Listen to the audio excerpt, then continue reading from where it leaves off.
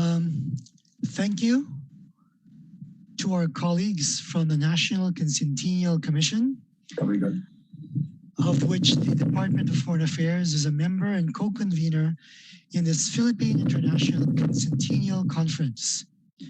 Good morning, good afternoon, and good evening to our viewers around the world. It is now 4 p.m. on the dot, Philippine Standard Time. We welcome you to the second part of today's session of the Philippine International Quincentennial Conference. I am Eduardo Martin Armeñez, Assistant Secretary for Public and Cultural Diplomacy of the Philippine Department of Foreign Affairs, and I will be your moderator this afternoon. This session, we will focus on the theme, the Philippines, Iberia, and the Pacific view of the Quincentennial. We are currently live on almost 100 Facebook pages, primarily at the National Quincentennial Committee, at the Department of Foreign Affairs, and other foreign service posts, 94 of them around the world, the National Historical Commission of the Philippines, and the National Commission for Culture and the Arts, among others. We thank the Radio Television Malacanang for streaming the series. For everyone's information, yesterday at the inaugural session, I understand we reached 18,000 viewers around the world. During this morning session, we tackled the topic Southeast Asia Views the Quincentennial, where we discussed the shared histories of our ASEAN neighbors and how our region played a part in the circumnavigation, including the claim of the lineage of Enrique de Malacca. This afternoon, from our ASEAN neighbors, we now progress our discussion to the Iberian Peninsula and the Pacific that will help deepen our historical perspective of the first circumnavigation of the world in the Philippine context, the Portuguese and South Pacific context. Once again, may I encourage our Zoom attendees to use the chat or the question and answer function to send your questions. For our audience on Facebook, you may post your questions in the comments section and the technical team will collate and forward them to our speakers. This will be a very stimulating afternoon as we have subject matter experts who will share their insights about the first circumnavigation of the world and help deepen our understanding of our history from where the voyage started 500 years ago, the routes it took, and how we can parallel these experiences in today's modern settings and social constructs. May I now present our distinguished panelists for this afternoon. Our first speaker will be Mr. Javier Parondo, the Director General of Asia-Europe Foundation's CASA Asia, to share his insight on the first circumnavigation of the world and the Philippine stake, a public diplomacy perspective. The second speaker will be Dr. Rene R. Escalante, the chairperson of the National Historical Commission of the Philippines and the moving force behind the National Quincentennial Committee, who will share his views on the Philippine context of the first circumnavigation of the world. The third speaker will be Professor Jose Manuel Di Carvalho Marquez, the president of the task force for the commemorations for the 500 years of the Circumnavigation Area Research Center of the University of Guam, to give his perspective on Guam in the commemoration of the first circumnavigation of the world and the Philippine stake. To our four panelists, welcome and thank you for being with us in spite of the time difference. Globally, we may be geographically apart, but I guess this pandemic has brought us all together closer through digital technology and have even been more creative in finding ways to connect. As mentioned earlier, we have our first speaker, the Director General of the Asia-Europe Foundation, CASA Asia. CASA Asia is an institution of public diplomacy created in 2001 by the Ministry of Foreign Affairs and Cooperation of Spain and city councils of Barcelona and Madrid to foster relations between Spain and the countries of Asia and the Pacific. Hence, our first speaker is well equipped to discuss the first circumnavigation of the world and the Philippines take a public diplomacy perspective. He graduated from the University Carlos III in Spain for his degree in law. In 2003, he joined the Spanish Foreign Service and started his career as a diplomat, where he served as Deputy Consul General at the Spanish Consulate in Jerusalem. He was then appointed as permanent representative of Spain to the United Nations in Geneva. He was also posted in Hanoi and Kabul. He worked with the State Secretary of Foreign Affairs for Iberoamerica and at the General Subdivision of the Near East. He has published articles in the Spanish Journal about diplomacy in Vietnam and Afghanistan. Ladies and gentlemen, we are honored to have with us this afternoon Mr. Javier Parondo.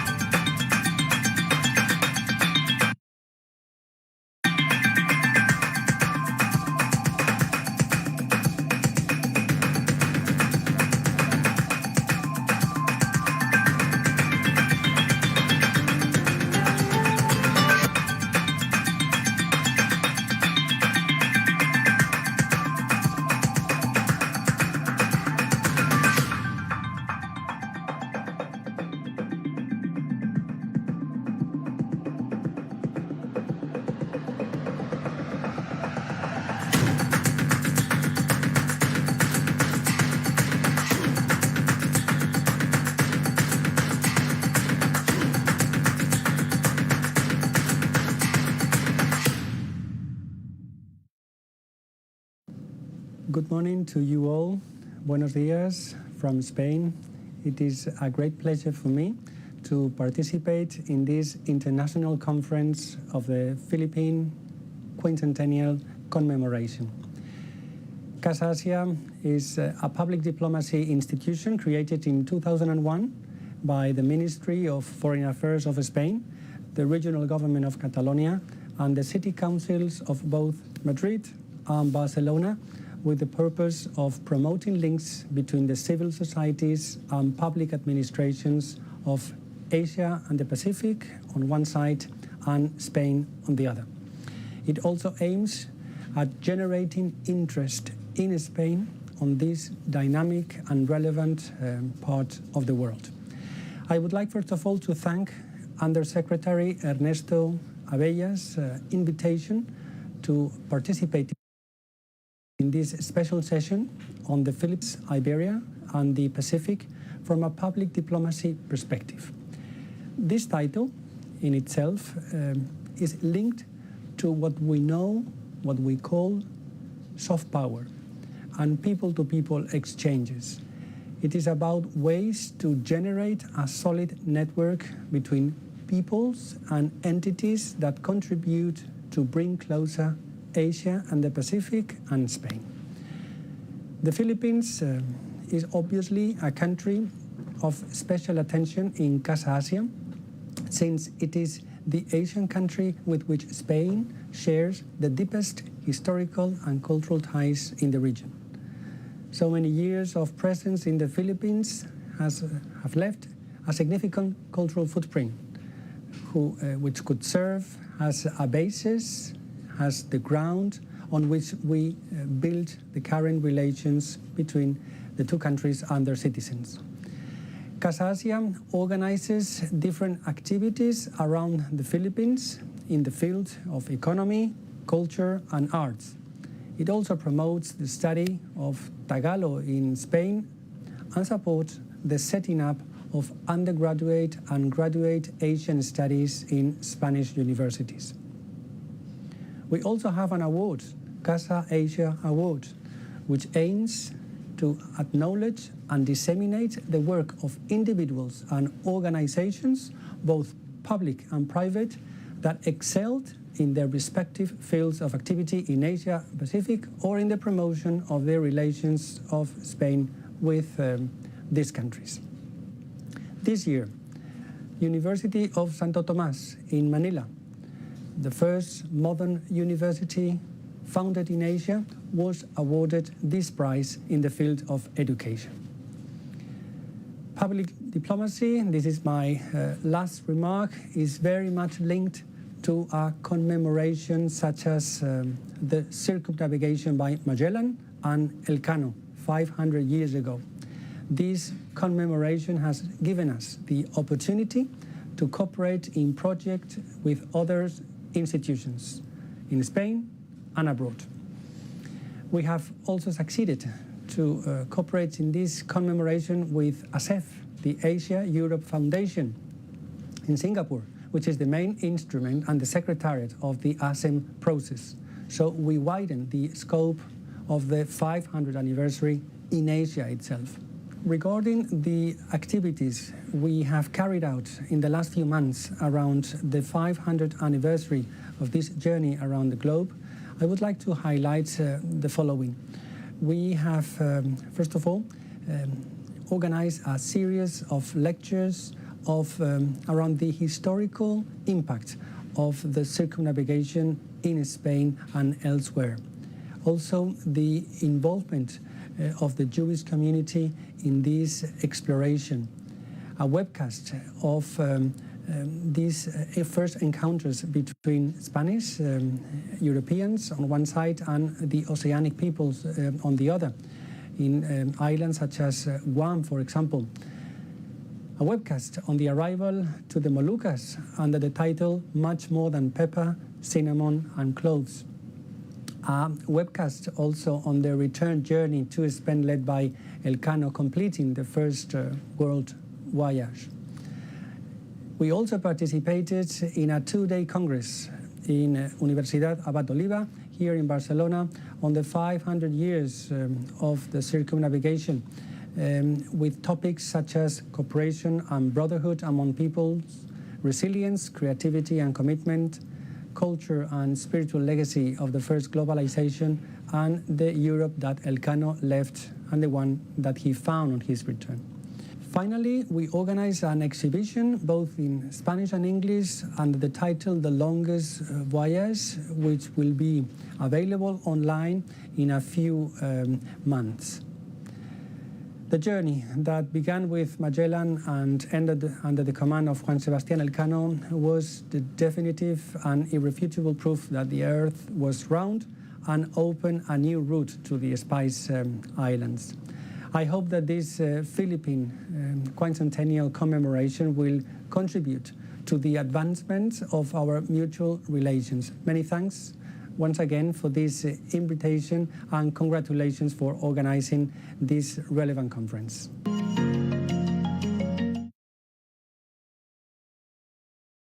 Muchas gracias, Señor Javier Parrondo. As a fellow diplomat, I understand your presentation about public diplomacy and soft power, and I am gratified by the information you shared about Casa Asia's activities in celebration or commemoration of the Quincentennial. Look forward to more work together in the future. Our next speaker is the indefatigable Dr. Rene R. Escalante, the historian, former chair of the Department of History of De La Salle University. He earned his baccalaureate and master's degree from St. Camillus College Seminary and Ateneo de Manila University, respectively. He took his PhD in history at the University of the Philippines, Diliman. He was an exchange professor at the Lincoln Memorial University in Tennessee, USA in 2003. Apart from his written works that were published in reputable local and international journals, He has written 3 books: The American Friar Lands Policy, Its Framers, Context, and Beneficiaries, published in 2002, The Bearer of Pax Americana, The Philippine Career of William H. Taft, published in 2017, and History of Hacienda de Imus, published in 2013.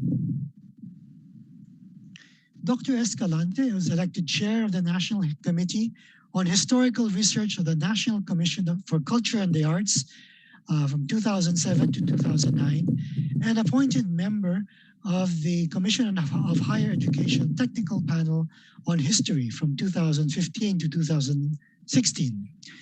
In 2010, he was appointed Commissioner of the National Historical Commission of the Philippines and was subsequently elected chair of NHCP in February 2017.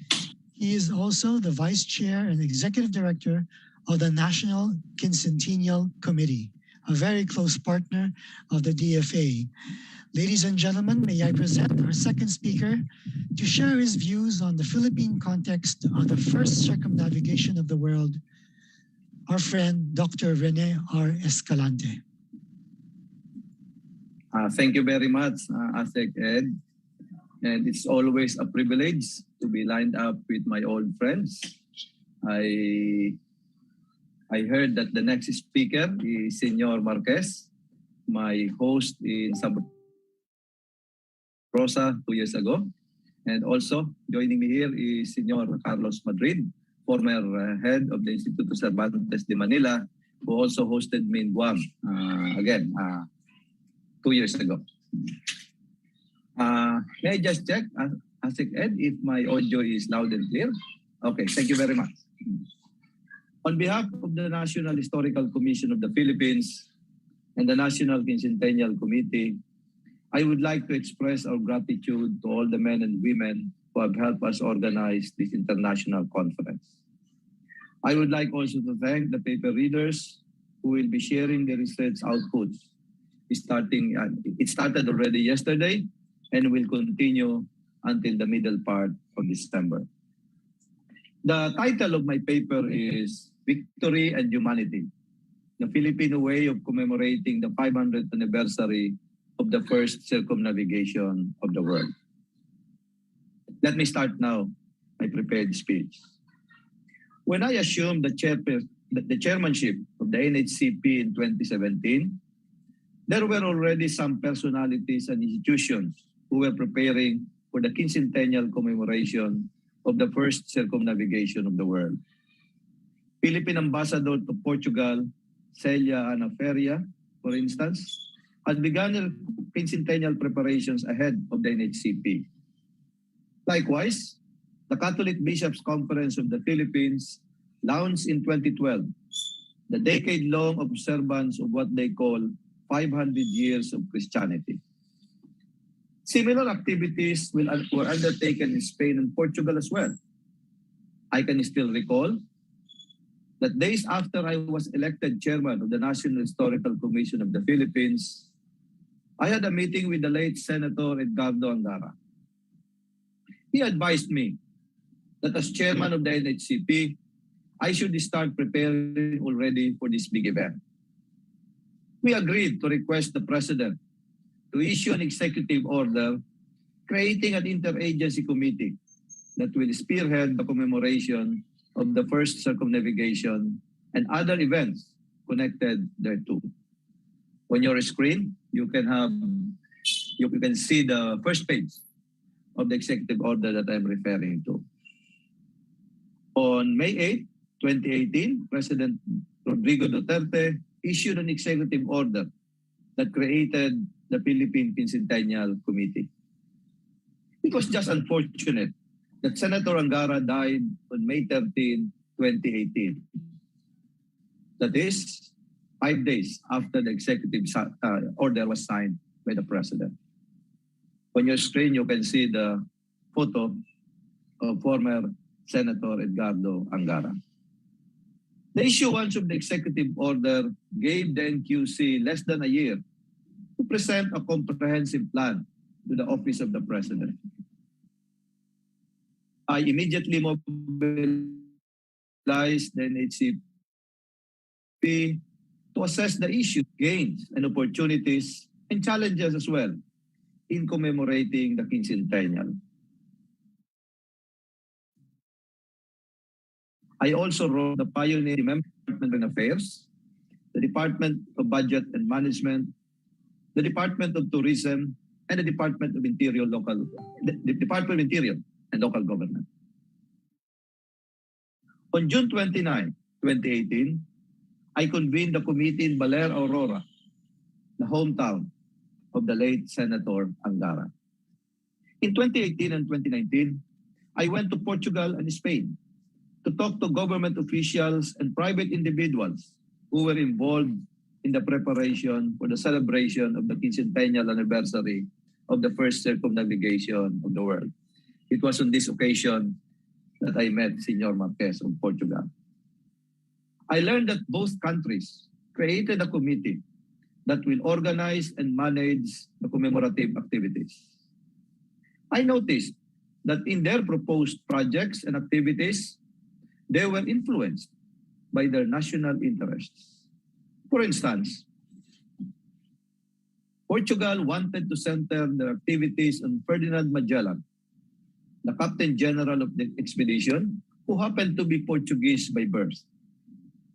Spain, on the other hand, wanted to focus on Sebastian Elcano, the captain of Victoria, the lone surviving ship that completed the circumnavigation of the world. On my way back to Manila, I kept asking myself, is the first circumnavigation of the world a Portuguese project because Magellan was born in Portugal? Or is it a Spanish project because it was funded by the Spanish crown? During the inaugural meeting of the National Quincentennial Committee, I shared with my many fellow committee members the experience of the Americas in 1992 when they commemorated the 500th anniversary of the arrival of Christopher Columbus to the said part of the world. Certain groups denounced their government for glorifying the arrival of Columbus, which for them, an ignominy resulting in centuries of slaughter, environmental destruction, and the obliteration of their indigenous cultural heritage. For instance, Jack Weatherford, an anthropologist based in St. Paul, Minnesota, vehemently opposed the commemoration because for him, the journey of Columbus paved the way for the transoceanic slave trade, which he considered as an evil enterprise. A Guatemalan scholar has a similar feeling and wrote, "These 500 years have meant nothing but misery and oppression for our people. So what do we have to celebrate?" Learning from the Columbus Quincentennial experience, the immediate objective of the commemoration of the 500th anniversary of the Philippine part in the first circumnavigation of the world.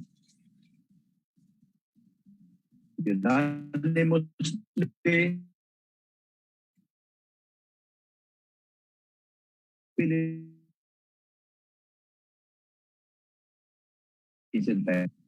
2018 announced the Quincentennial, the chairman of the National Quincentennial Committee as the guest of honor.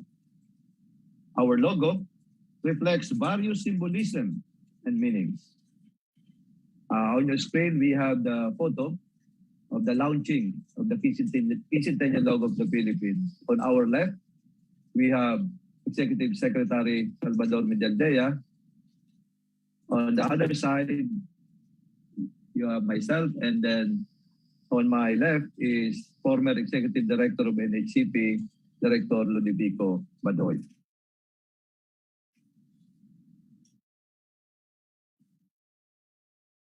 The logo reflects various. First, it is a stylized cross forming the digit 5 to symbolize the introduction of Christianity by the Magellan-Elcano expedition. Second, it has the silhouette of the iconic Lapu-Lapu monument at La Liberty Shrine in Lapu-Lapu City in the number 0 at the center. The other zero appears like a ring, representing the completion of the first of the world. Pushed into the two zeros are two long waves.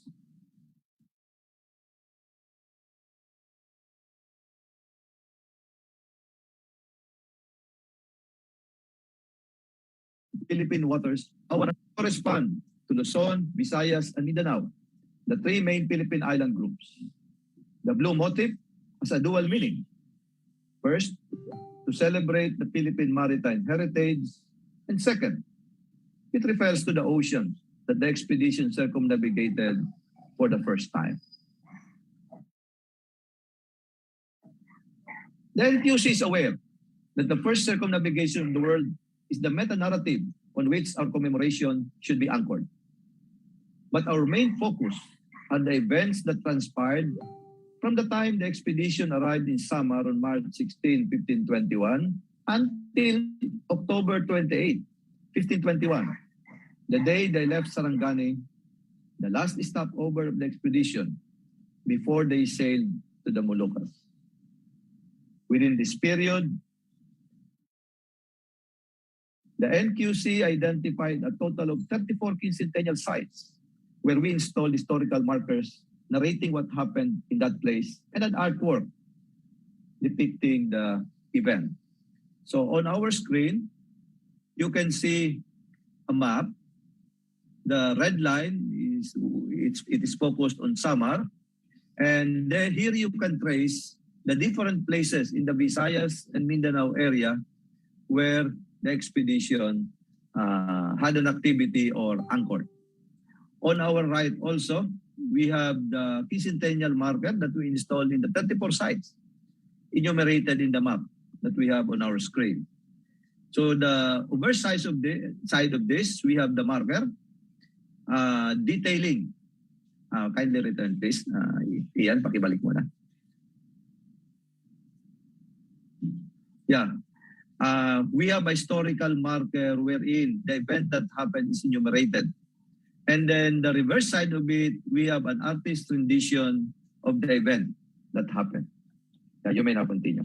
With these new markers, the NQC ignited Filipinos' curiosity about the lesson-known sites along the route of the expedition. Previously, most Filipinos knew only Samar, Limasawa, Cebu, and Mactan, and the rest were either appreciated in local history or worse, consigned to anonymity. The unveiling of these memorials served as one of the highlights of the Quincentennial program. As we discussed the first circumnavigation of the world, we underscored the values that the Philippine commemorations will promote in our activities. Taking victory and humanity as the guiding theme, we highlighted 4 values that we considered appropriate and fitting to the occasion. The first is unity.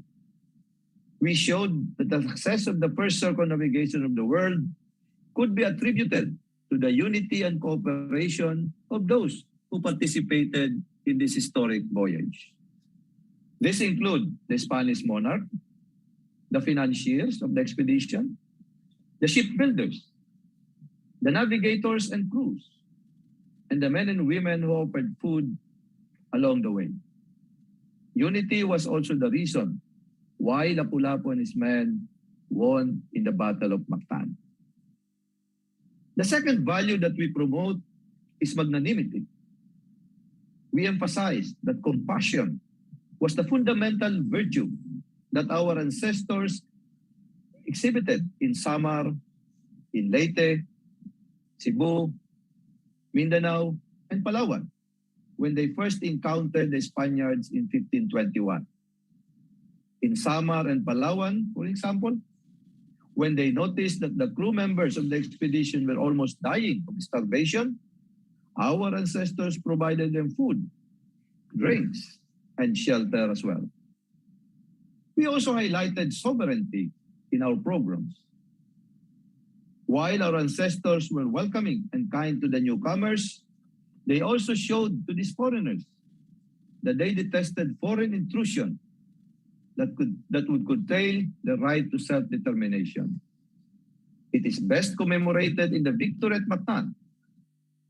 If we go back to the accounts of Pigafetta, we will find out that Lapu-Lapu and Magellan quarreled not because of money or religion. The root cause of their conflict was the decision of Magellan to force Lapu-Lapu to submit to himself to the authority of Raho Mabon, Magellan's most favored chieftain. Magellan wanted to alter the political equilibrium of Cebu, and for Lapu-Lapu, this was unacceptable because it was an intrusion on their domestic affairs. Finally, the fourth value that we highlighted is identity. As we mentioned earlier, prior to the arrival of the Europeans, Filipinos had already achieved a certain level of civilization that could be considered at par or even better than our neighbors. In the course of our research, we discovered that in 1969, the Philippine Congress passed Republic Act number 5695, which elevated the site of the Battle of Mactan in Lapu-Lapu City as a National Historical Shrine.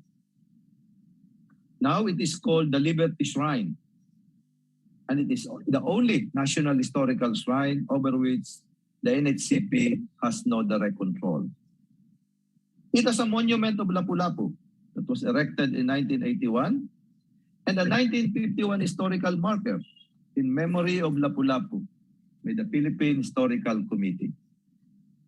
It's just ironic that the Lapu-Lapu monument is much smaller in size than the obelisk dedicated to Magellan. To make Lapu-Lapu at par with Rizal, Aguinaldo, Quezon, and other Filipino heroes, the NQC has proposed to build a memorial shrine and museum dedicated to the heroes of the Battle of Mactan. On your screen, you can have the proposed design of the museum. The structure will be eco-friendly because it will not entail reclamation. It will be built on the state by the shore of the present-day Liberty Shrine. It shall function not only as a museum, but a hallowed place where the memory of Lapu-Lapu and his warriors shall be enshrined. That memory will be embodied in the winning entry of Rex Sikat in a monument design competition that the NQC sponsored. The proposed Lapu-Lapu Memorial Shrine and Museum is multifunctional. Its wings shall house 2 galleries. Its rear side will serve as amphitheater for the annual reenactment of the Kadaugan sa Mactan, and its facade will serve as platform for socio-civic events to be held in the shrine. The roof design draws inspiration from a native Sakayan, the Cebuano term for boat, and it symbolizes our common maritime heritage as an Austronesian people. It also embodies the lording of Lapu-Lapu in the sea as a noted mangangayaw or a sea raider. Its left part shall serve as the prow, while the other side is turned. Both shall bear plumages as a sign of victory. In ancient Bisaya, both making tradition. Sakayan also served as an allegorical tribute to the spirit of Mactan, which from 1521 had traveled to the time of the founders of the Filipino nation, inspiring them to be triumphant, sovereign, dignified, and noble. On June 12, 1898, the day the Philippine independence was proclaimed, the memory of Lapu-Lapu and Mactan was evoked. The same thing happened during the Second World War, when President Manuel Quezon inspired our freedom fighters to remember Lapu-Lapu and the heroes who joined him in the pantheon of greatness. In a nutshell, the NHCP envisions the Lapu-Lapu Museum to be in itself a monument of the present generation. It is a modern, artistic, and respectful artifact of history and cultural heritage.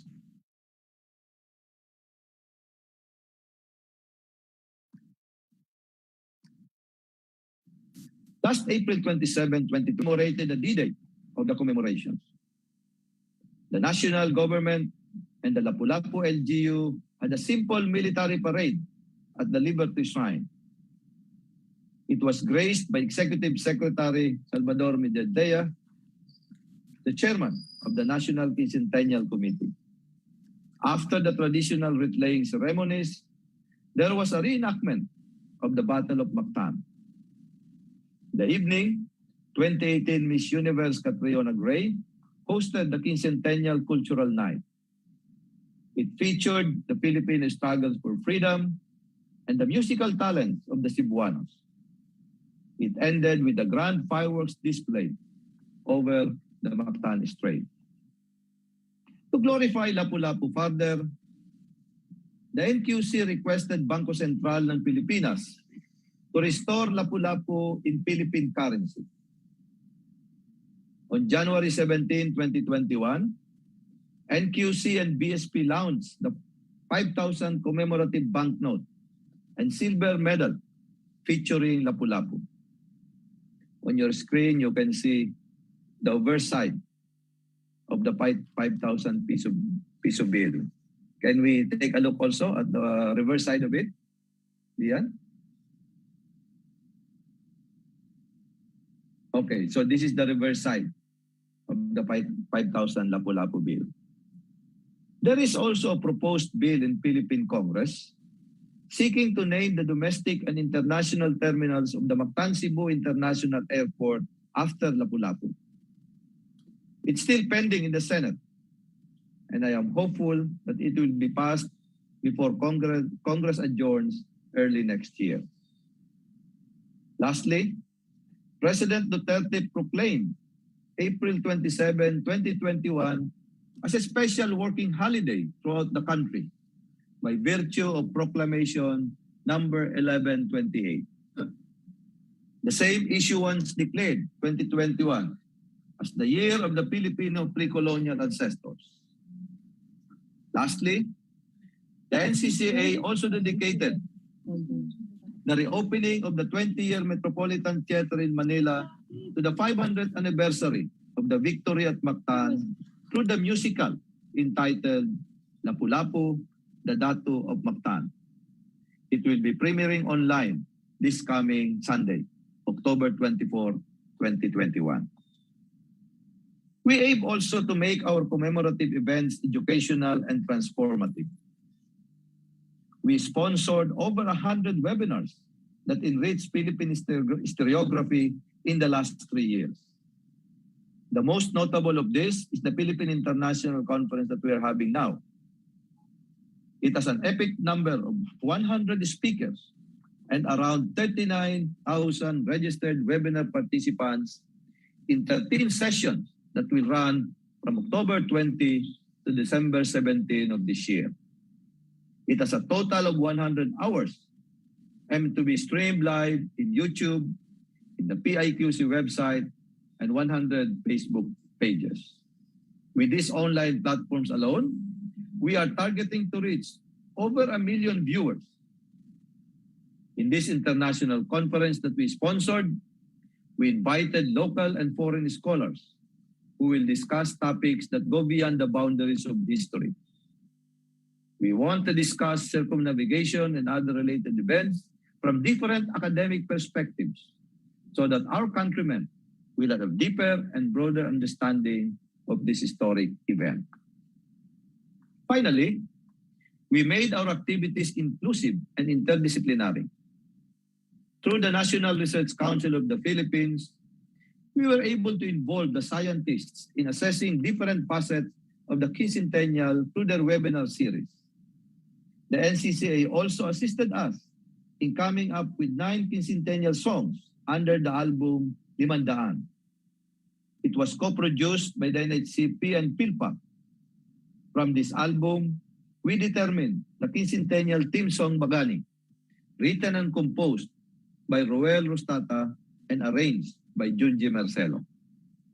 The song has been translated in various Philippine languages. It was translated in Waray, Cebuano, Bicol, Hiligaynon, and Ilocano. The NCCA also joined forces with NHCP and NQC in spearheading the Quincentennial Art Competition.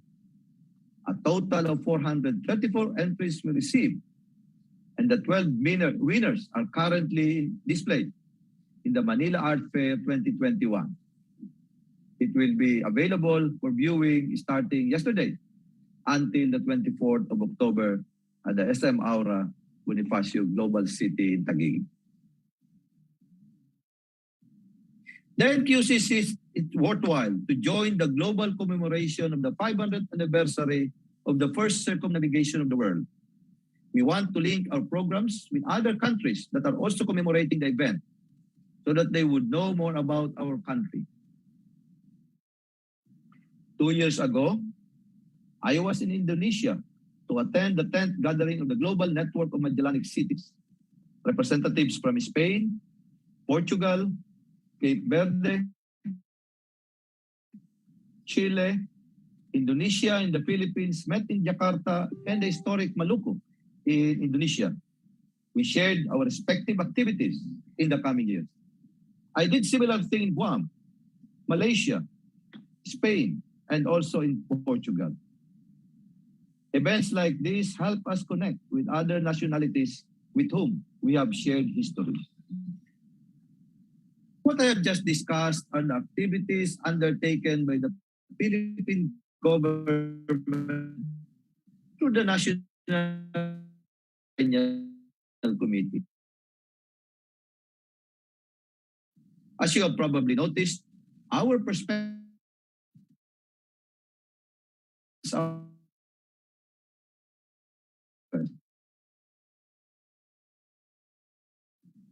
as I mentioned earlier, I know that Alcano Sensia commemoration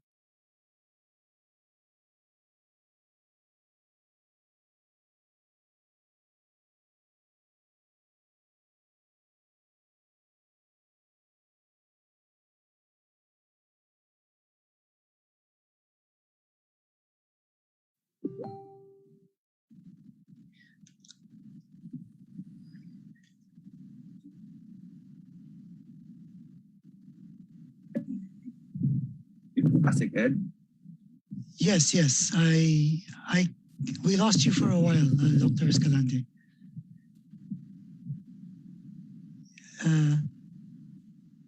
If perhaps you could repeat the last 2 minutes of your presentation. Okay. Yeah.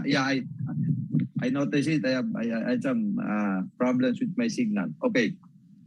Let me just read the last 3 pages of my paper. Finally, we made our activity inclusive and interdisciplinary. Through the National Research Council of the Philippines, we were able to involve the scientists in assessing different facets of the Quincentennial through the webinar series. The NCCA also assisted us in coming up with 9 Quincentennial songs under the album Limandaan. It was co-produced by NHCP and PhilPAC. From this album, we determined the Quincentennial theme song entitled Bagani.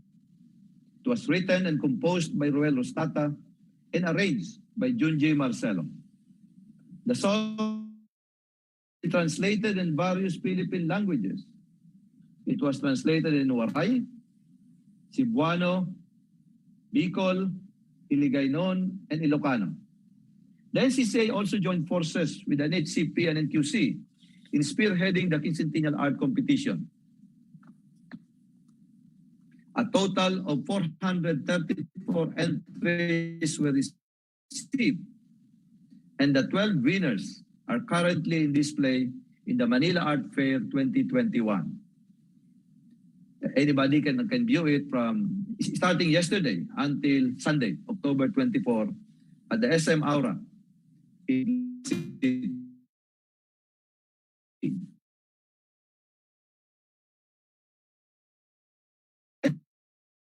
This is worthwhile to join the global commemoration event they would conduct.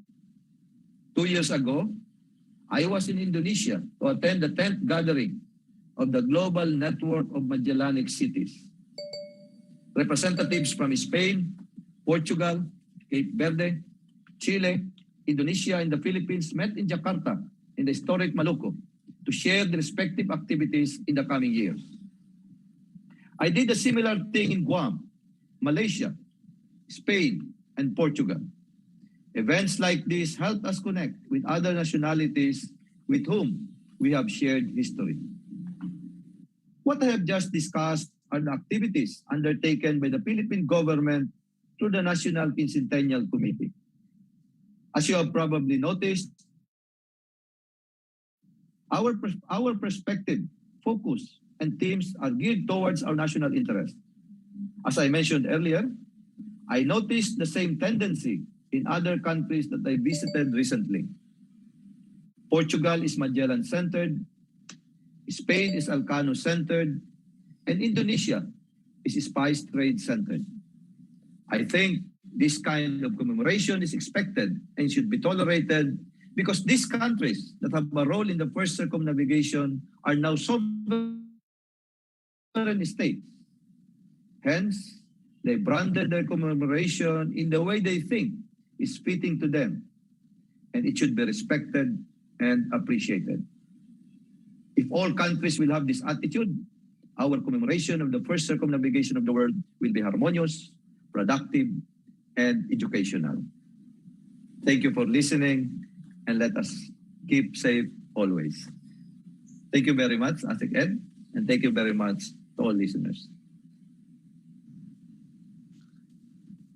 Thank you, Dr. Escalante, for that very comprehensive and substantive presentation about the Philippines' preparations and celebration, commemoration of the first circumnavigation of the world, and why the Philippines has given emphasis on the achievement of humanity in circumnavigating the world for the first time 500 years ago. And above all, approaching this in a Filipino way. You ended with that observation that each country is entitled to approach this commemoration in their own way. And you have amply described all the effort that was put into this multi-sensory and spectacular celebration that will end later this year. And I've been honored to be part of this process. Now, from the Philippine context, let us now move to the Portuguese perspective. And we have no other than the president of the task force for the commemorations of the 500 years of the circumnavigation of Ferdinand Magellan in Portugal to share his views. He served for 3 terms as the mayor of the city of Sabrosa, Portugal, from 2005 to 2017. He promoted the creation of the World Network of Magellan Cities and was the vice chairperson of the World Network of Magellan Cities. He was also the promoter of the creation of the Network of Universities of Magellan.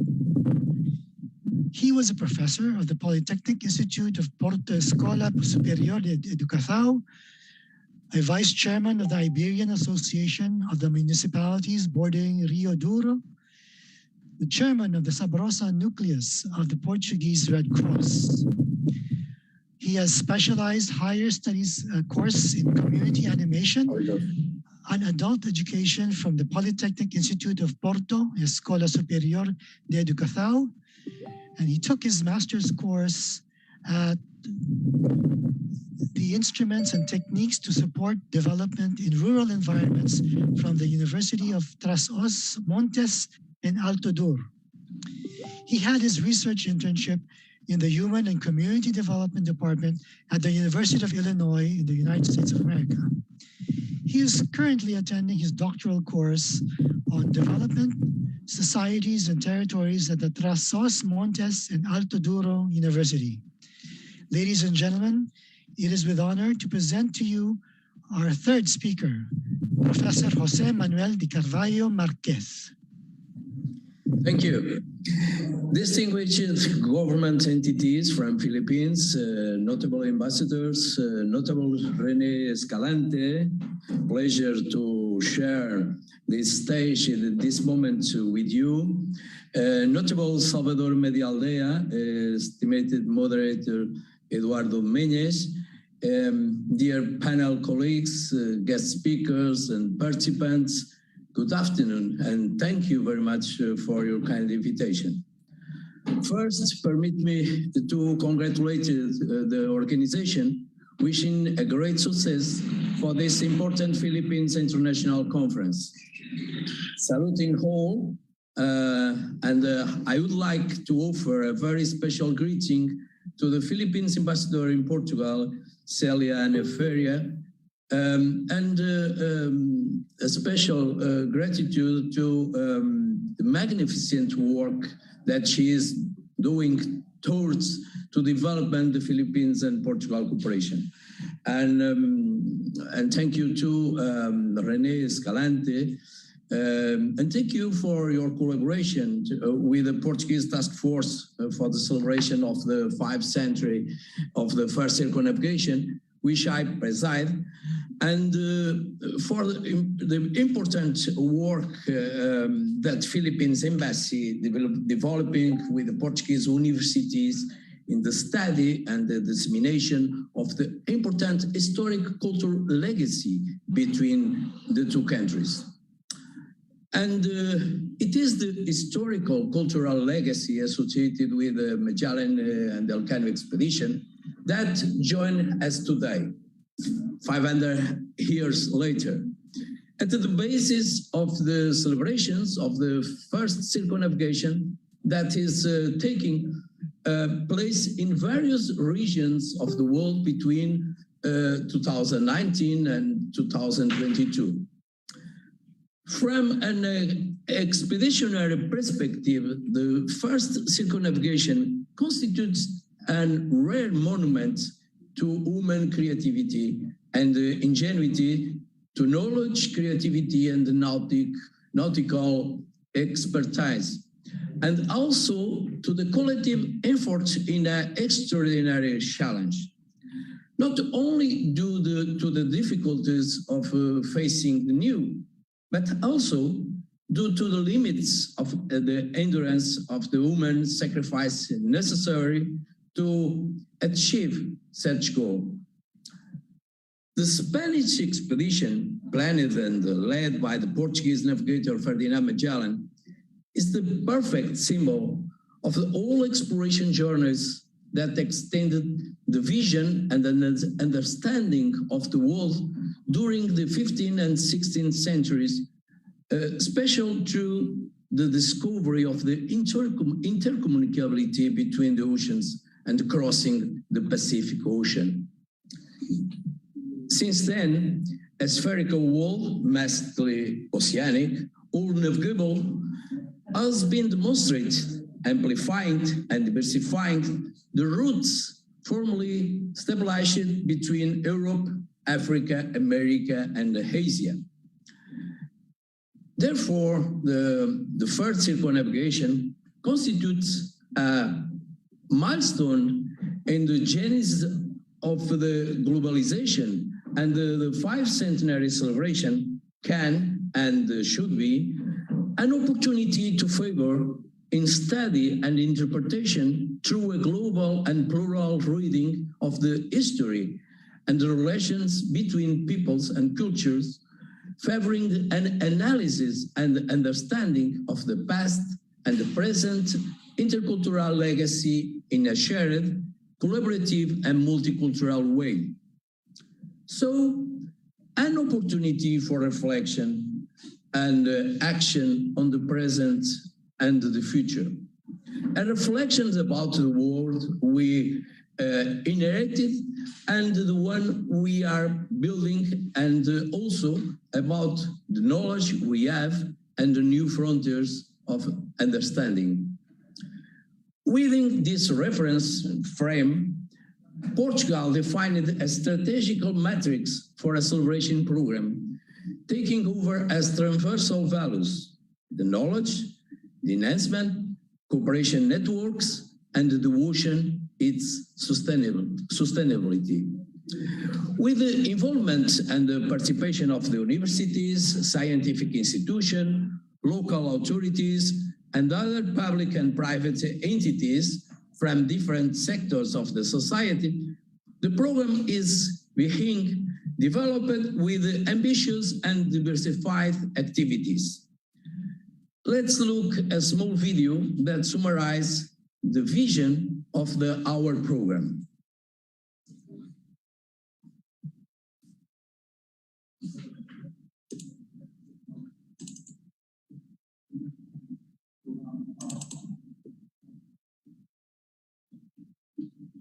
Five 500 years ago, Magellan gave us a larger world to sail. We dive into the story of the voyage that changed history and that first embraced the world. A vision that traversed everything one could see to succeed in overcoming the impossible and that leads us through the same waters we sail today towards the future. An epic that invites us to celebrate a universal connection that has united different cultures and peoples into a single world. Between 2019 and 2022, we embark on the open and participated celebration of the First Circumnavigation, and we discover the new horizon, Magellan Sea made bigger. Relying on knowledge as a central strategic plan, we invite you... Professor Marquez? Yes? Could you reload the video? Because we can only hear the audio but cannot see the video. You can see the video? No, cannot see it, but we can hear it. Let's see. Let me see. Conseguimos não?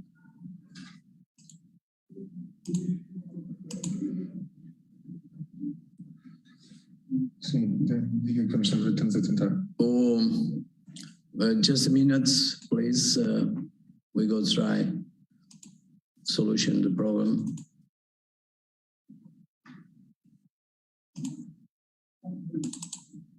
"500 years ago, Magellan gave us a larger world to sail. We dive into the story of the voyage that changed history and that first embraced the world. A vision that traversed everything one could see to succeed in overcoming the impossible and that leads us through the same waters we sail today towards the future. An epic that invites us to celebrate a universal connection that has united different cultures and peoples into a single world. Between 2019 and 2022, we embark on the open and participated celebration of the First Circumnavigation, and we discover the new horizon that Magellan Sea made bigger. Relying on knowledge as a central strategic plan, we invite you to participate in this program based on 4 axes. Knowledge. Valuing the legacy of Portugal and the Portuguese regarding the knowledge of the world. Promoting research, study, and knowledge exchange. Valuing the sea and the ocean that united what separated us. Economy. Building bridges with the present and the future. Cooperation, encouraging global intercultural dialogue, fostering cooperation and exchange.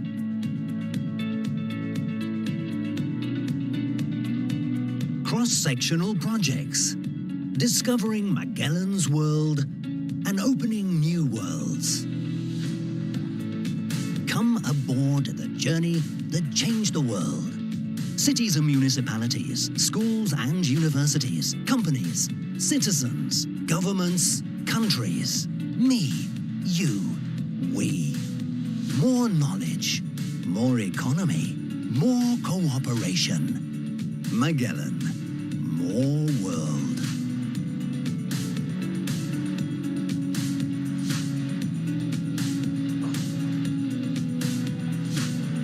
Taste.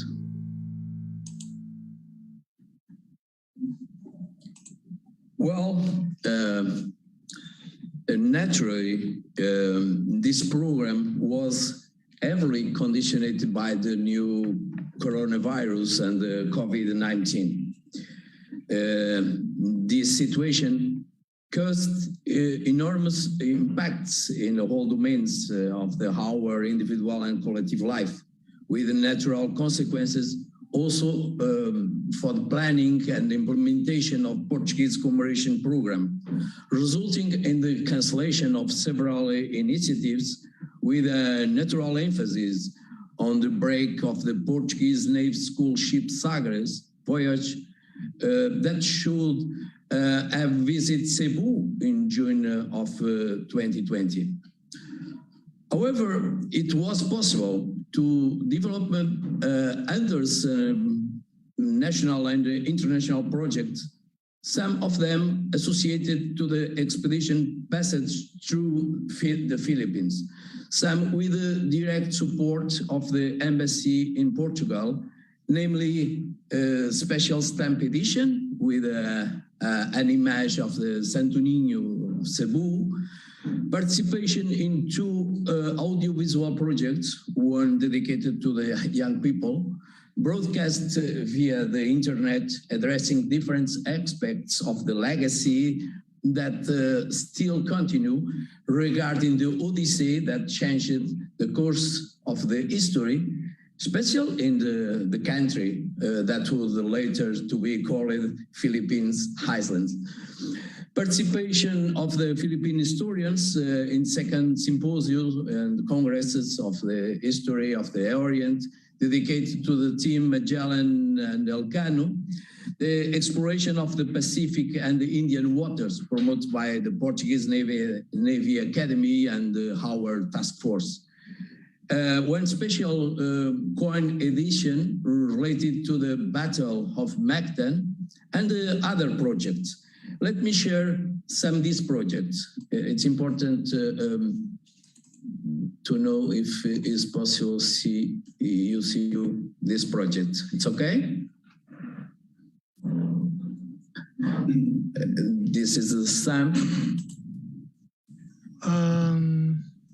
We cannot see anything so far. Okay. You see? Yes. Yes, okay. The stamp with the collaboration with the National Commission in the Philippines.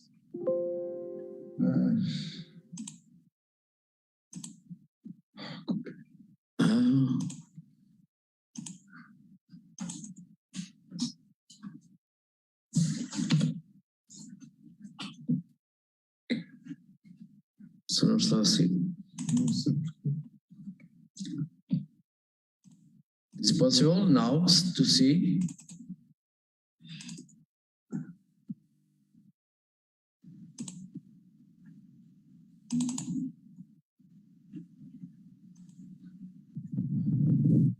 ¿Está bien?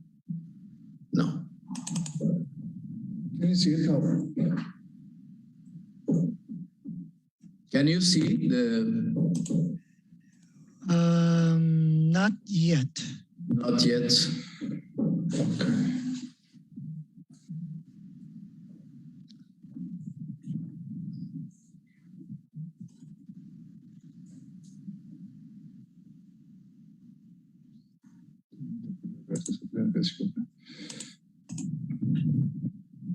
Well, if it's impossible.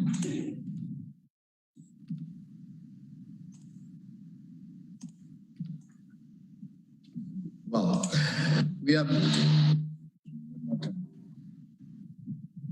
I go try again.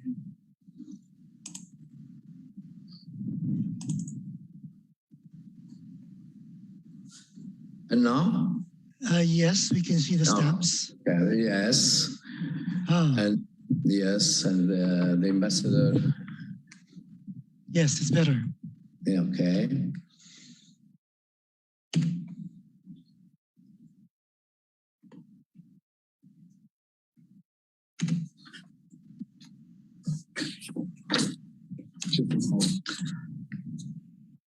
Okay.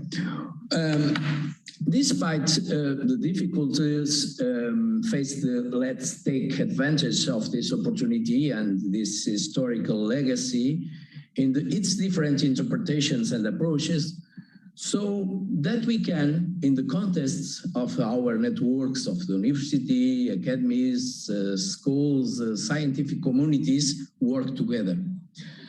Further deepen our network in order to generate new networks. From Portugal to Philippines, from Spain to Indonesia, from Cape Verde to Uruguay, from Timor to Argentina or Brazil to Chile, we must be united in this global mission. Respect what we share, celebrated the cultural diversity, the knowledge, the common history, the science, and our future. It's important to learn from history in order to contribute to more connected, sustainability, and inclusive world. Offer our young people new meeting places and build new collective assets. Like 500 years ago, created new worlds and better futures. Thank you very much.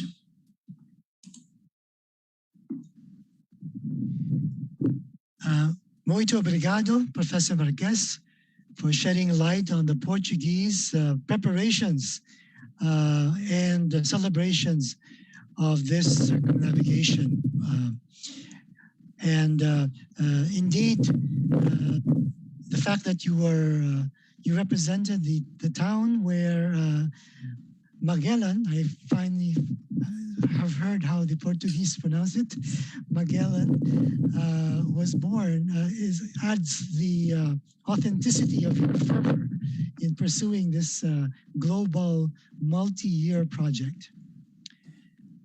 For our final speaker in this afternoon session, I will describe, our speaker was assigned to the Philippines at the Instituto Cervantes Manila and will give his views on Guam in the commemoration of the first circumnavigation of the world and the Philippine stake. He is an associate professor and director at the Micronesian Area Research Center at the University of Guam. He has conducted research about Micronesia, Spain, and the Philippines, and has given lectures at the University of the Philippines, Keio University of Japan, the University of Guam, and at the Diplomatic School of Madrid. He has curated several exhibits, such as the permanent display at the Museo de Baler of the Serafico, the Franciscan missionaries in the Aurora region. He also curated the Belao na Sebanyol exhibit at the Belao National Museum in Palau, Micronesia. He graduated cum laude in contemporary history from the Universidad Complutense de Madrid, and he has edited and authored several books on the Philippines, including his latest book, The World of the Manila Acapulco Galleons. He has likewise worked at the International Cooperation of the Ministry of Spain, where he received his training in cultural management. Ladies and gentlemen, let us listen to our final speaker, Dr. Carlos Madrid Alvarez Pinier, whose body of works on the Philippines reflects his great understanding of the Filipino spirit and culture. Maraming salamat po, Assistant Secretary Eduardo Mendez. Thank you so much for your introduction. I hope to stay up to the expectations that have been raised. Allow me to share the screen, and at the same time, I take the opportunity to thank the organizers and my distinguished co-panelists and friends, particularly Chairman Escalante and the organizers of this fantastic conference. I would like to share, well, as I have been introduced, I'm talking to you from the University of Guam. where we have been taking part in the commission that has been addressing the commemoration of the first contact with Westerners, the 500th anniversary of the first contact with foreigners and the people of the Mariana Islands with Westerners. Let me say something in short about our island. Guam is, with the capital Hagåtña, is an unincorporated territory of the United States since 1898 as a result of the Spanish-American War. We are about 2,500 kilometers east of the Philippines and inhabited by 170,000 people. 37% of them are indigenous Chamorro. 26% are Filipino, that is about 1 every 4, and other 20% are from other parts of Micronesia, besides other people from other parts of the world. Guam is the southernmost island of an archipelago, the Mariana Islands. That is, it's important to mention because we don't really know, the historical accounts do not really specify where did the expedition pass and where did they land. So for us, in order to address this commemoration, it was also important to address it. Let me just mention it in passing, that what we know from the Pigafetta accounts that we are all familiar with is that on March 6 of 1521, they saw a small island to the north and 2 other islands to the southwest, one of which was higher and larger than the other 2. And then the Magellan instructed to land in that one.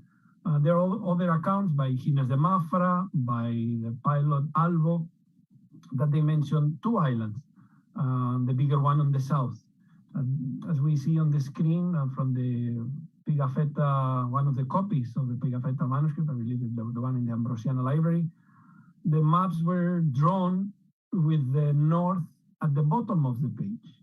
So for our purposes, we could see it in reverse, with the big island on the south, meaning to say Guam probably as the biggest of the group, being the island where they most likely landed, because there's the island of Rota that is immediately north of Guam. There is a peninsula, Taipingad Peninsula, separating the island through an isthmus, and it may have been mistaken by 2 islands, although this is still somehow matter of dispute. From the island of Guam itself, it's most likely that the Magellan-Elcano expedition passed through the north, as I was mentioning, and desperate as they were on resources and needs for resources of all sorts, they may have landed in the most immediate base coming from the north. So most likely the island of Tumon, which is one of the, I'm going to be mentioning later on, by the way, the bay, Umatag Bay on the south, immediate on the south. Tumon Bay nowadays is a fantastic tourist destination, and it's perhaps the most likely first contact, the location of the first contact between the Chamorro people and these Westerners or foreigners. The other possible location, and most significantly, is in Humatag, is a village in the south of Guam, the one that I was mentioning a while ago, where there is a marker that has been there since the 1920s, with the text claiming that it was the location where the Magellan expeditioners first landed. It is significant to mention for 2 reasons. One is, well, it may have not been the place where he landed. We don't really know. We know that there is where Legazpi landed in 1565, and he planted a cross there that has been there in the same location where the marker is now. And probably my take on it is that that cross was actually marking the location of the first mass. And so therefore that location has been associated with the first landing of the Spanish. In the accounts of the Legazpi expedition, we find the reference on where did they land, and we see the little island and the first bay coming from the south, which is indeed Umatag Bay. Just significant, by the way, how both the Pigafetta accounts and the Legazpi expeditioners highlighted the local sailing canoes, the Chamorro proas. that were exceptional in shape, in speed, and in maneuvering. So is this marker the one that is historically associated with Magellan? And this gives some kind of ownership, and that I will agree, to the people of Umapec that has been commemorating this episode for almost a century. Commemorating this episode and commemorating heritage in general and Chamorro culture as well. So with this, and not only every year, but for almost a century already. So this is somehow a background information that precedes the preparation of the commemorative events that we have been undertaking from Guam, and in which the University of Guam has been taking part. The preparations that initially started, I have to say, through the initiative of Robert Underwood. He's a distinguished Chamorro intellectual, politician, former president of the University of Guam, with actually a conversation in the year 2017, in which Chairman Escalante was also there, although I think Underwood and Escalante did miss each other for a few minutes. In any case, with this spearheading, it's in the year 2019 that the Guam legislature introduced a bill prepared by Senator Kelly Marsh Taitano, Tina Ros Muña Barnes, Mary Camacho Torres, and Jose Tarlaje, and Joe San Agustin, to prepare and to create the commission that will undertake the commemorative part on behalf of Guam, or on behalf of the people of Guam. As a Guam public law, it was signed on June 7, 2019, and as I mentioned, it was with the mission to share the Chamorro perspective during the 500 years since the Manatauta Mona, the ancient people of the Marianas, first discovered Westerners in their waters. So this is our perspective from Guam, and in those preparations we do Comisión Historiata already. Historiata means in Chamorro, our story. With that commission in place, the members, the institutional members were at the Department of Chamorro Affairs, the Language Commission, the University of Guam, the Office of the Governor, an indigenous organization selected by the speaker, which was TASA. That is one of the organizations and groups spearheading and promoting the recovery of traditional canoe navigation, traditional Micronesian navigation, the Guam Preservation Trust, the Guam Visitors Bureau, the Mayor's Council of Guam, and another representative of the Guam legislature, besides the Young Men's League of Guam. He was a former faculty member of the University of Guam who designed our logo, Dr. Miguel Bevacqua, representing with the shape of a sling stone, an oval shape encompassing two vessels. One of them is a Chamorro proa, and another one is one of the vessels of the Magellan Elcano expedition with the 500 years, and then the parameters of the circumnavigation. Well, we were, our group, we can see here on the photograph, I've been meeting and preparing the activities since the year 2019, and with the alignment and collaborations of all the agencies involved. I have to say that probably one of the keys of the success is that being all on the same page and from different sides and from different institutions, pushing forward for highlighting the role of the Chamorro people and the perspective of Guam in these sequences of commemorations.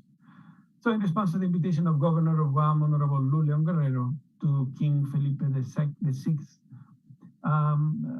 King Philip VI of Spain appointed a delegation headed by Admiral Santiago Barber to travel from Spain to Guam and be present during the commemorations, which they eventually arrived on February 24 of 2021, along with Captain Carlos Mate and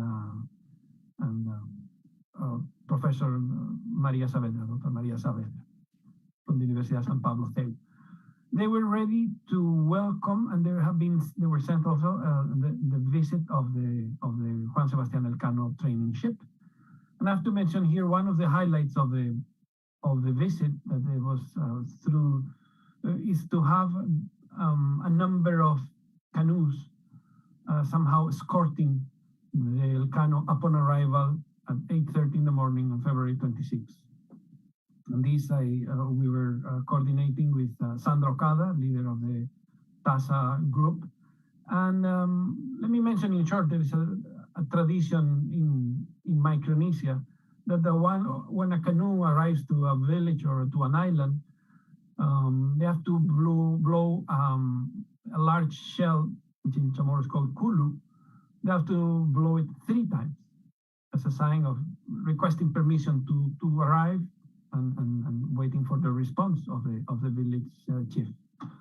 So we channeled that request to the commander of the Juan Sebastián Elcano, Santiago Colza, and he agreed. He said, I'll confirm that in order to acknowledge that practice and celebrate the maritime tradition of Guam and the Chamorro people, I'll blow the siren of the Elcano upon arrival. I have this video to show. It captures not the first of the 3 blows, but the second and the third. Let me play it.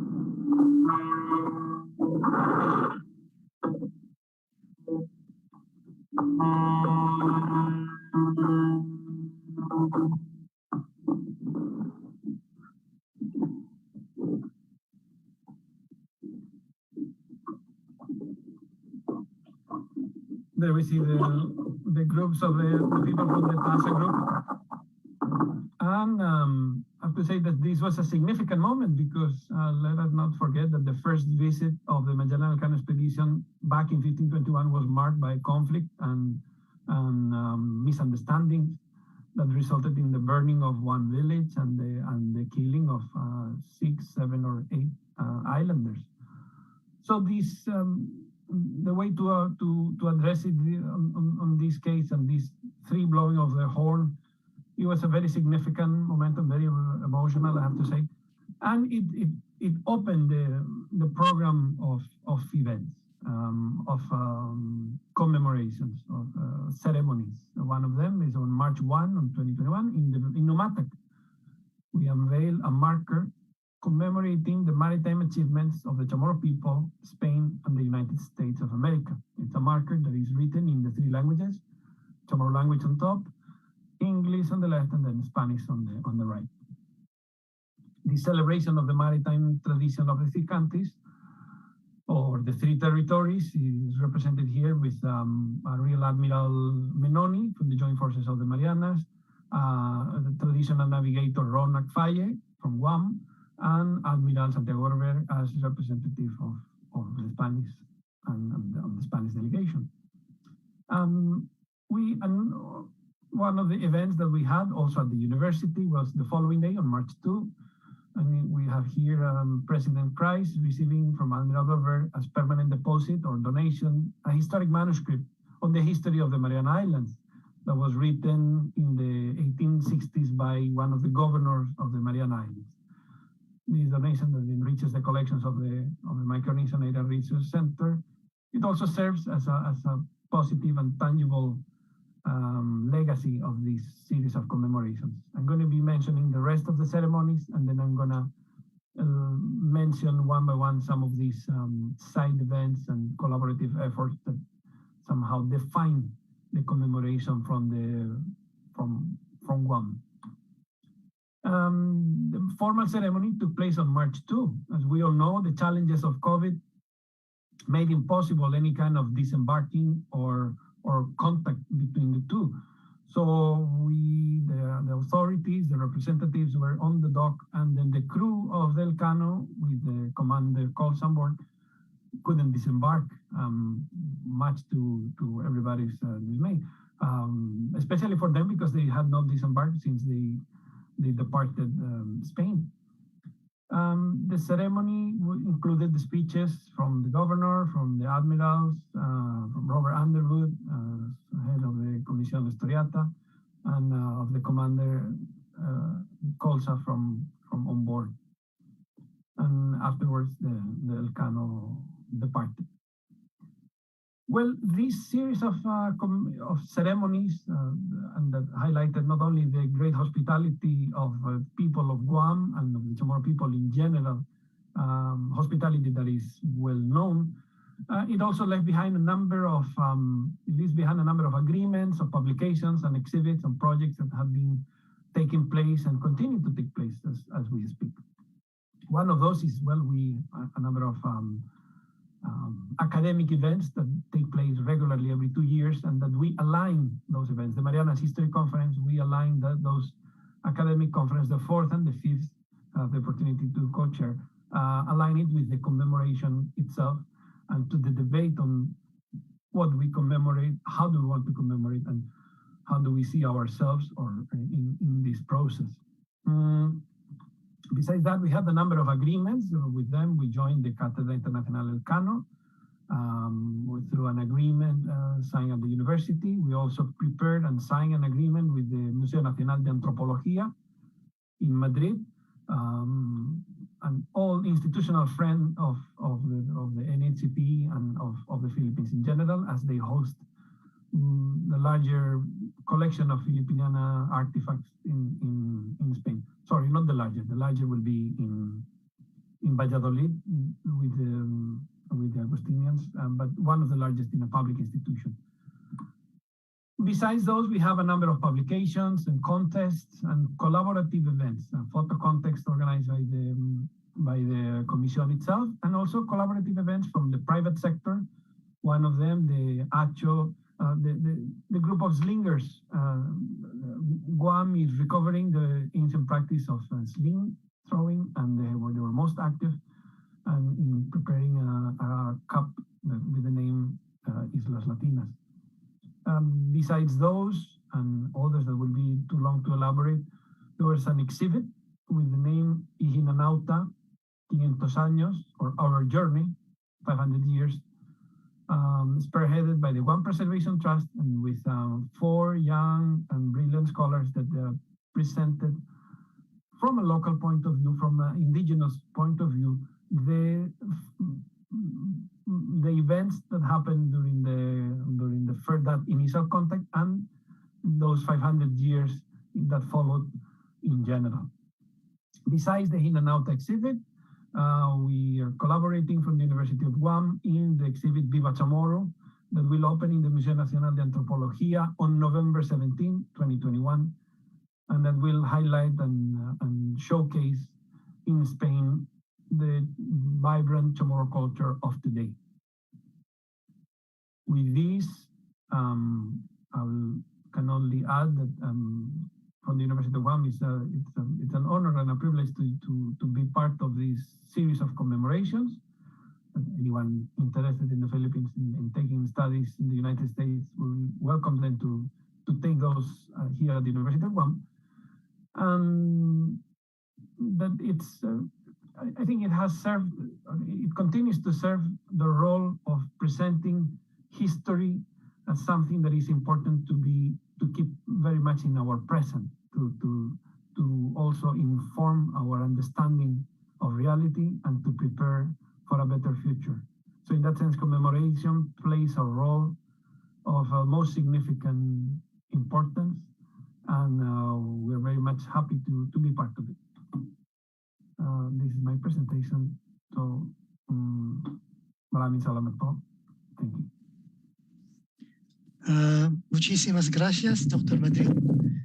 We are truly and deeply honored by sharing your knowledge and expertise, and also to your contributions to Philippine culture and heritage. And we want you to know that we appreciate your research and documentation that has greatly contributed to the preservation of Philippine culture as well. And we have come to the end of the presentations of our speakers. We have saved quite a lot of time because of the concise but comprehensive presentations. And we now will open the floor to questions and comments from our audience. Again, the Zoom attendees can use the chat or the question and answer button to send their questions. And for our audience on Facebook, you may post your questions in the comment section, and the technical team will collate and forward them for us to read to the speakers. Unfortunately, I believe Dr. Marquez had to leave a bit early because he had another pressing appointment. However, I am happy to see Ambassador Cookie Feria in the audience. And being in Portugal, perhaps she would be able to answer some of the questions that would have been asked of Dr. Marquez. But we will leave it up to her to decide if she has the requisite expertise. So let us go to some of the questions that have been presented. We have one here from Mr. Lorenzo Hipolito to Dr. Escalante. And the question is, how will the outcome of the Quincentennial commemoration be beneficial, particularly in revisiting Philippine history? Is it possible to produce a Filipino-centric historical account with all the sources and references that will come out of this academic activity? The perfect person to answer, Dr. Escalante. Thank you very much, ASIC Ed. I did not mention in my paper that one of the projects of NQC is to collect the Filipiniana materials that could be of great help in enriching the narrative of the 16th century Philippines. In fact, we have already a high-resolution digital copy of the 4 available manuscripts of Antonio de Pigafetta's first voyage around the world. And anybody who is interested to take a look at that, at those manuscripts, all you have to do is get in touch with us, and we are more than willing to share these materials. Now, as far as enriching our narrative and rewriting our Philippine history from the point of view of the Filipino people, earlier in my paper I mentioned that we sponsored close to 100 webinars discussing various topics about the period covered by this Quincentennial commemorations. And our plan, ASIC Ed, is to have these papers published, including this ongoing international conference that we have. We are also planning to come up with a Quincentennial edition of the English version of Pigafetta's first voyage around the world, so that those people who wants really to take a look at the account of Antonio Pigafetta can avail of this copy. Because the one published by Filipina Book Guild, I understand, was already out of print, and it's already a rare book. So having it published again might enrich further our knowledge of Philippine history. And lastly, we also we will also come up with a coffee table book. Aside, we are mandated by executive order that created the NQC to submit a terminal report of what happened in the last 3 years. So the terminal report is quite boring. It's quite lengthy. So you want to come up with a coffee table book that will be reader friendly, and at the same time we can have it published by a partner who can disseminate it all over the country. So this is to document all the things that we have done as far as the Quincentennial commemoration. That's another thing that I would like to share, that it was also the attempt of NQC to enrich our knowledge of the Magellan route by going beyond what we have in the textbook. Because if you take a look at the current textbooks that we have, the narrative of Magellan will start in Samar, it will go to Leyte for the first mass, and then afterwards it will go to Cebu. Well, after the Battle of Mactan, and sometimes we also touch the massacre in Cebu, the story will end as if after Cebu, they will go out right away to the Philippines. Remember that the Magellan expedition stayed in our country until October 23, 8. So they arrived March 16. So it was a long stay in our country, and this is what we are trying to document and to come up with some activities just to tell our countrymen na nagtagal po dito ang Magellan Expedition sa ating bayan. And this is also one way of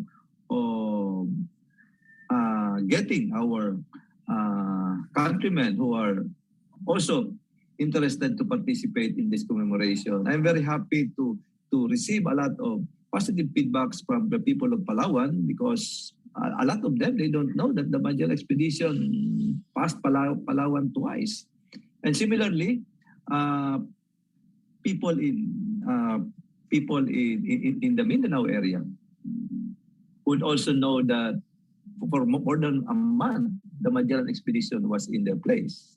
So maganda ito, ASEC Ed, because we are given a lot of opportunity to know more about our history. Thank you. Thank you, Dr. Escalante. I have a question that I think would probably be best addressed by Dr. Madrid. There's a question here about what did the expedition do while it was in Guam. I know that you showed the picture of the arrival and the reception by the Chamorro in their boats. But similar to our discussion this morning, we learned that when the expedition passed by Brunei, they spent 20 days luxuriating in the hospitality of the people of Brunei. Is there a more detailed account of what exactly happened and how long did they stay in the Marianas Islands that you described?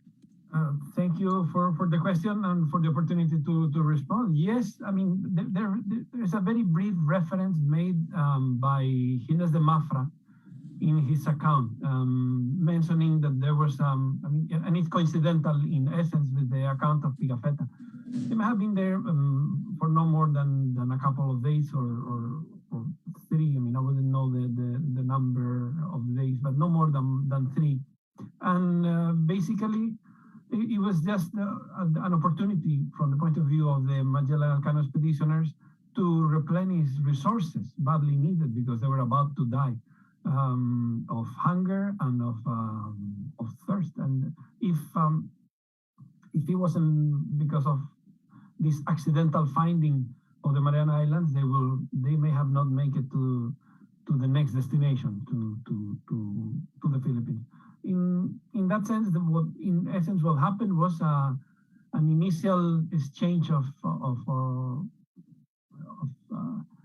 courtesies on board of the ship. It seems that the Chamorros entered the ships with comfort, and they were very much attracted, as far as for what the accounts tell us. They were very attracted by the metal objects that they were seeing. Of metal that is absent in the islands.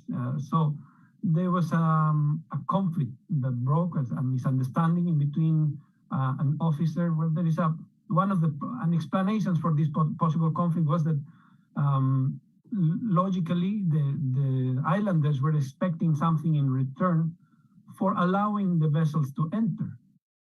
So they were just picking up things that they were considered that they were entitled to, and in their protocols they were very much entitled to it.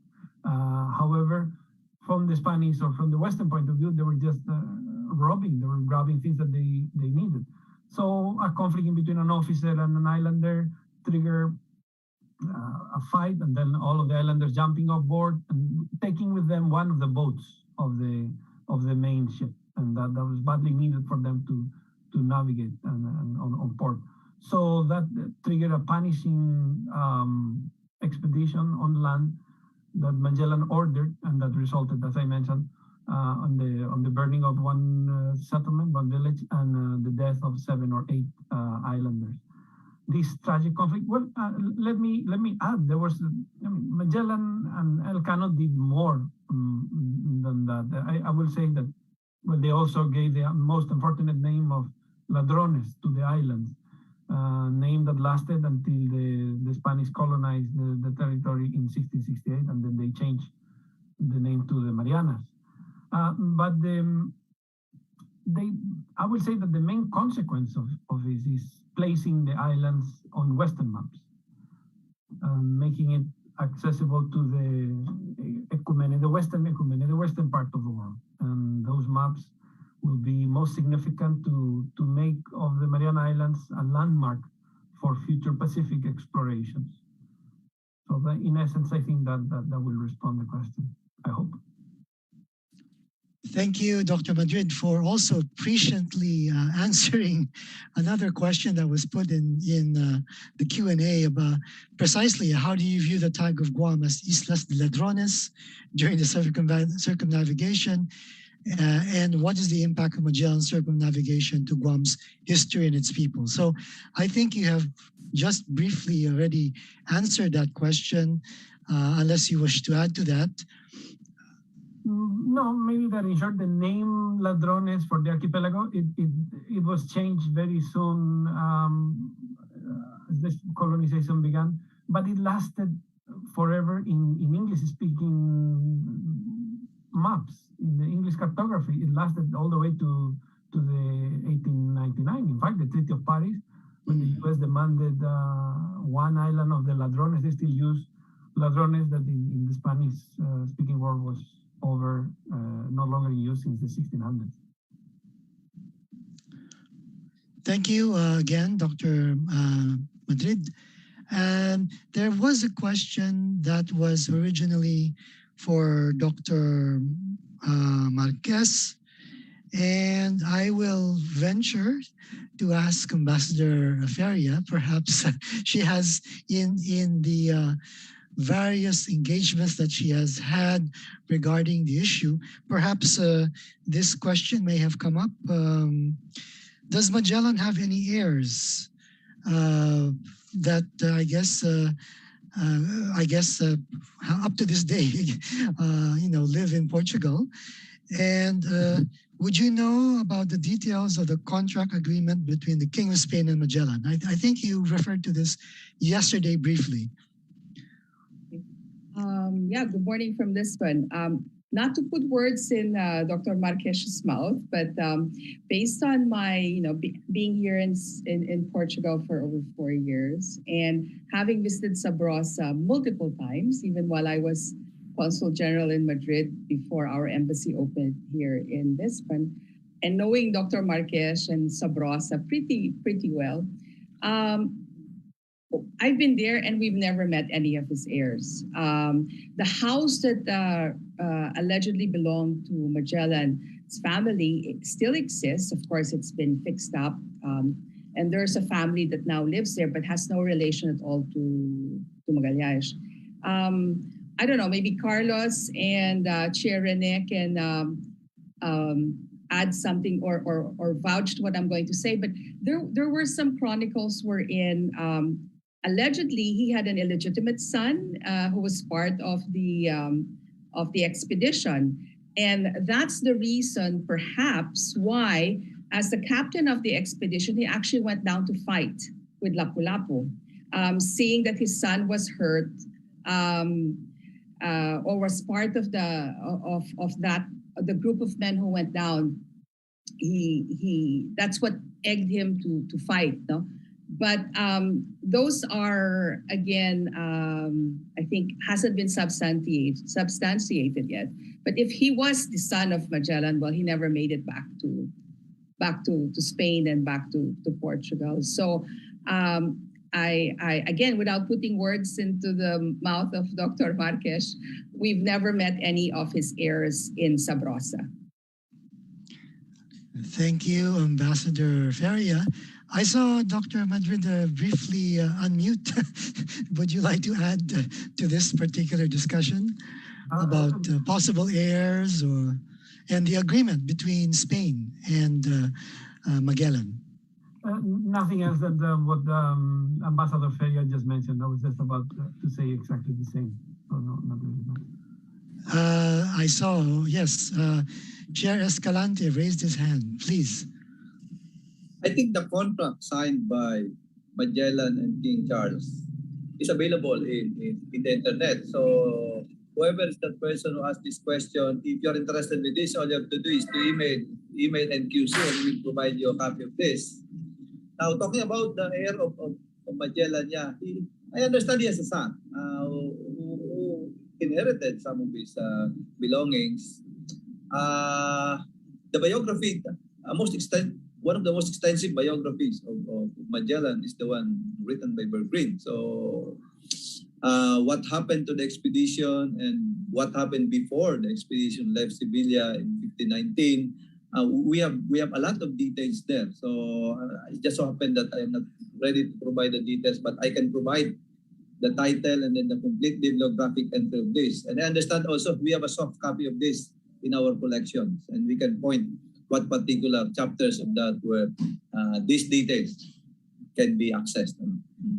Just get in touch with NQC and write your specific question, and one of my researchers will surely provide the answers. Yes, yes, Amba Cookie. I notice here in the chat, everybody's asking about, can you send us a copy of your research? Can you send us a copy of your paper?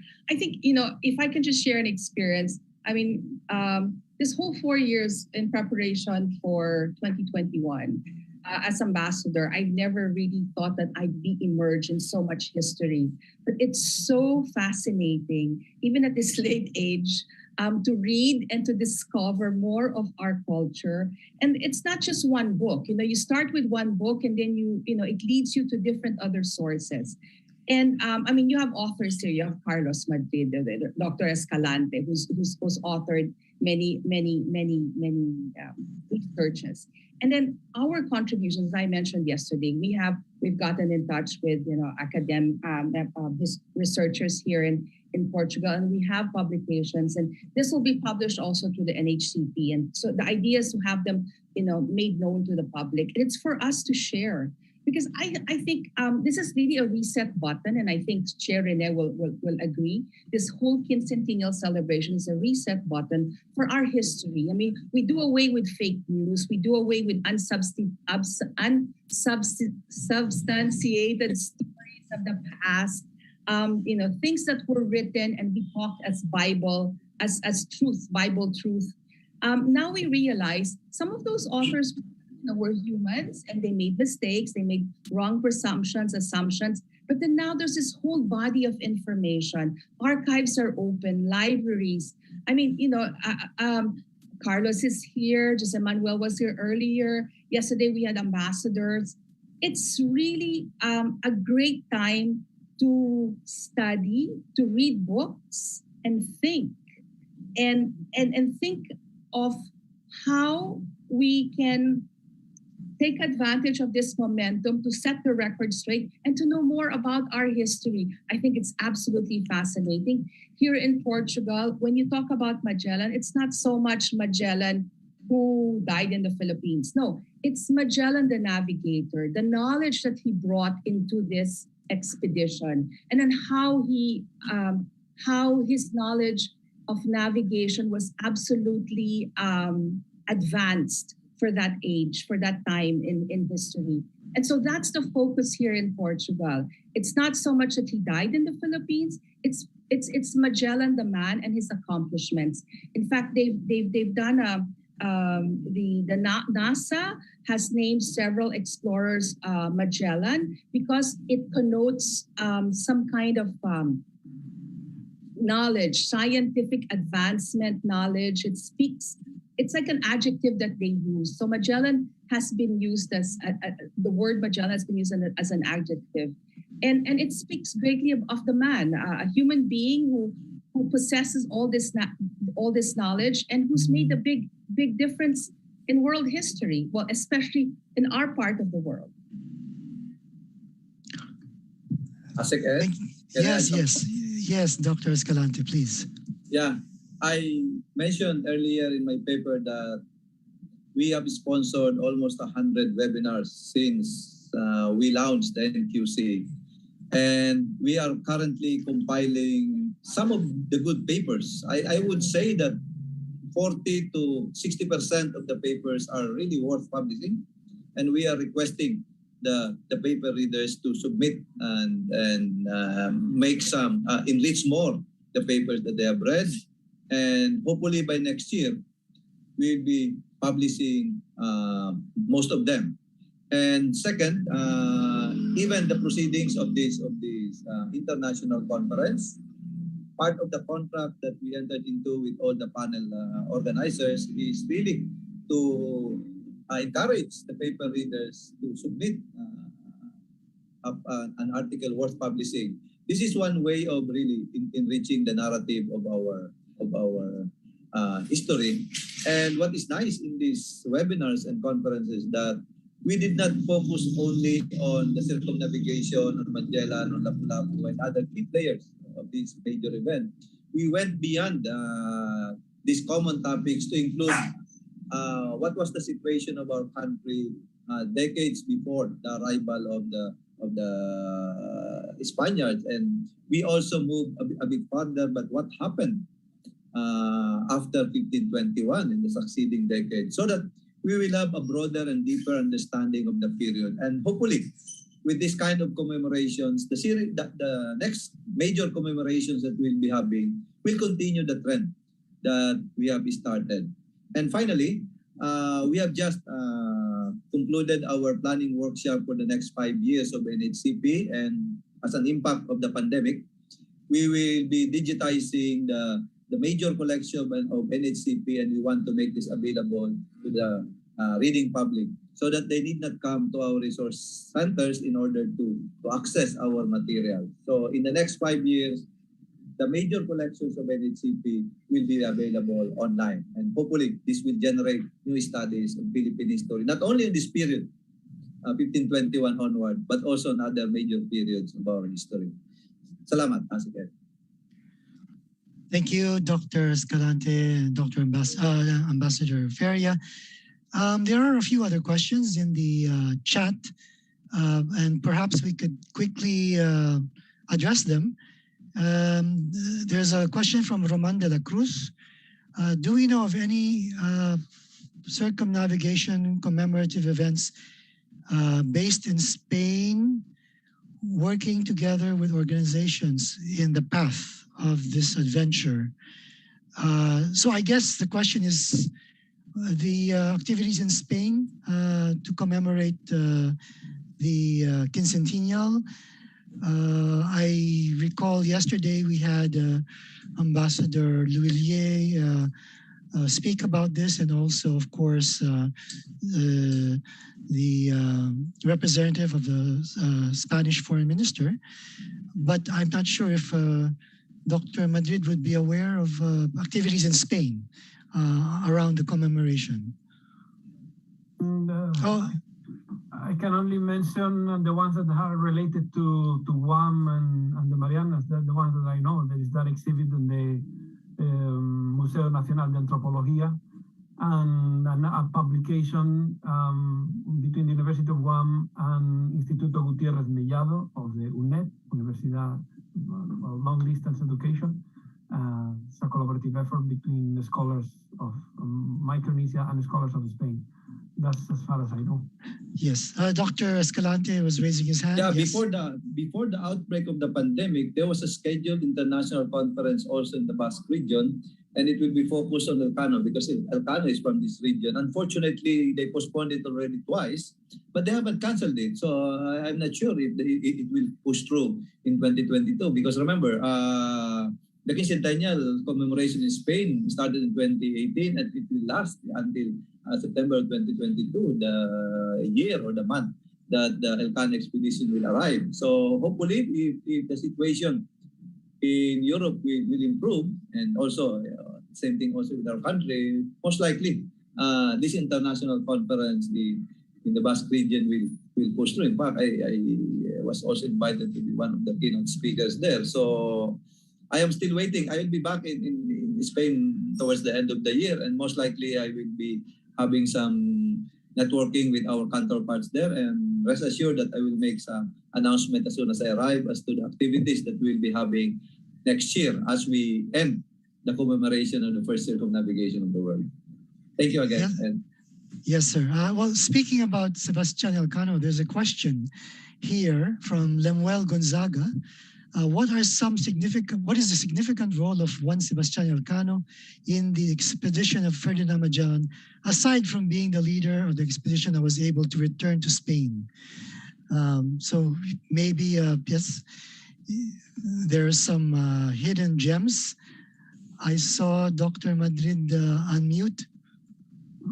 I mean, just by reflection, just a I will say, if I may, well, the significance of Elcano, it can hardly be overstated. No, he's somehow the necessary component of the completion for the circumnavigation of the Earth. He has the skills and the command of the survivors to make it all the way to Spain from the part of the world that was Portuguese as per the Treaty of Tordesillas.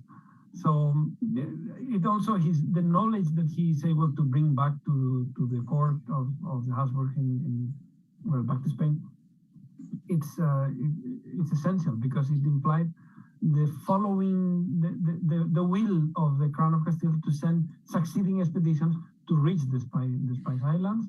In fact, is the coat of arms of Elcano himself is nutmeg and cloves and I think cinnamon.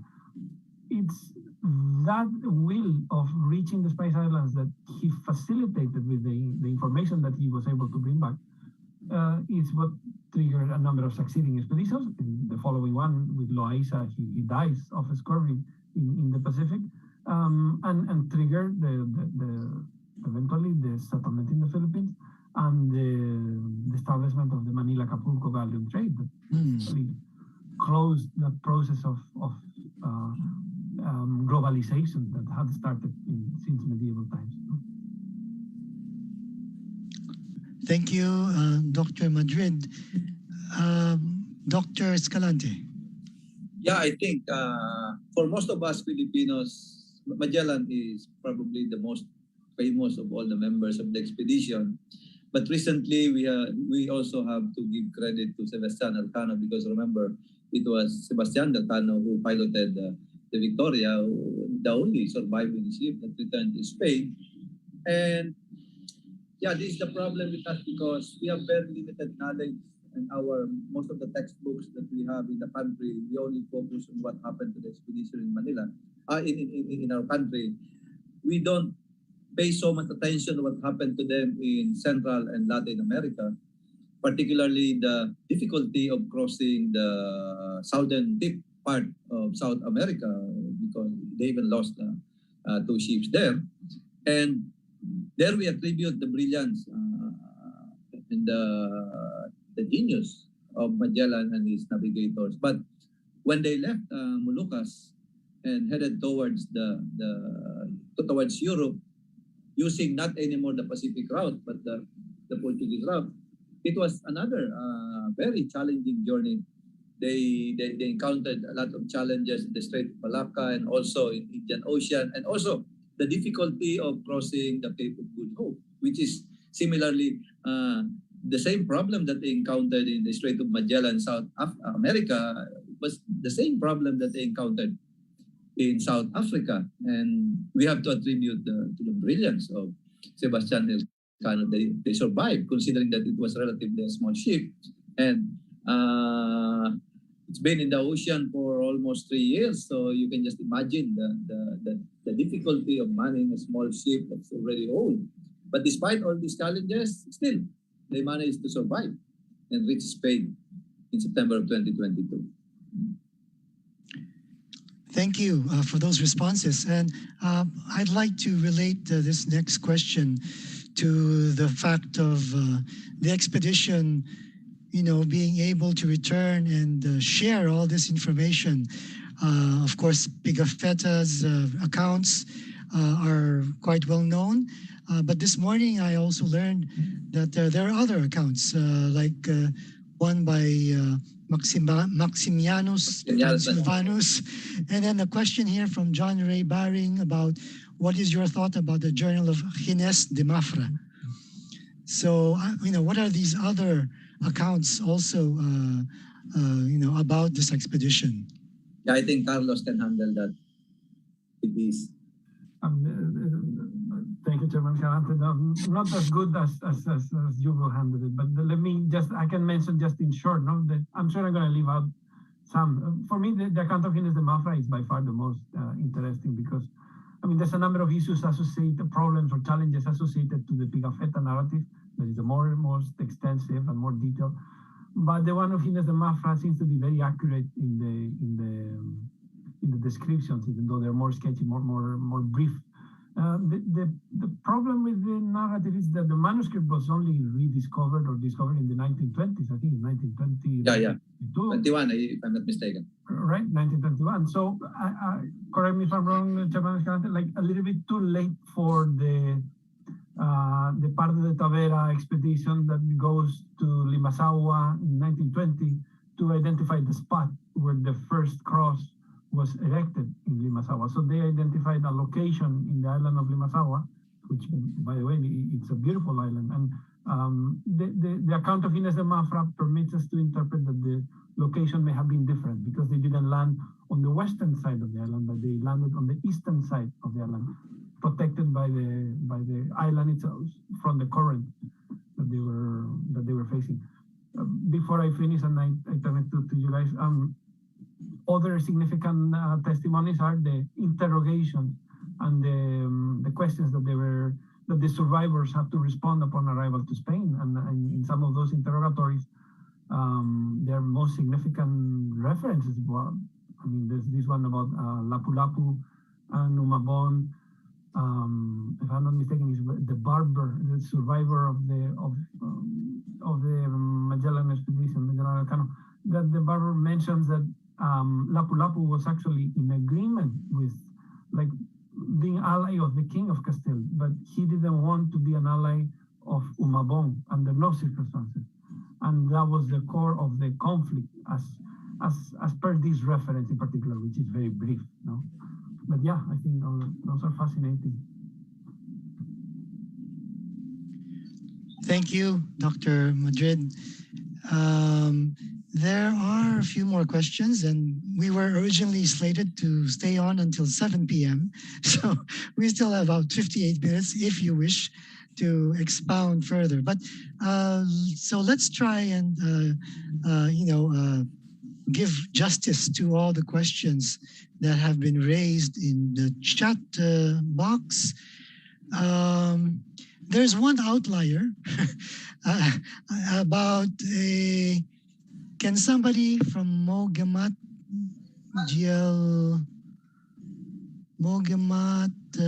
Gielmi, can somebody do a research on the Philippine community in Cape Town, South Africa that came here during the 1800s?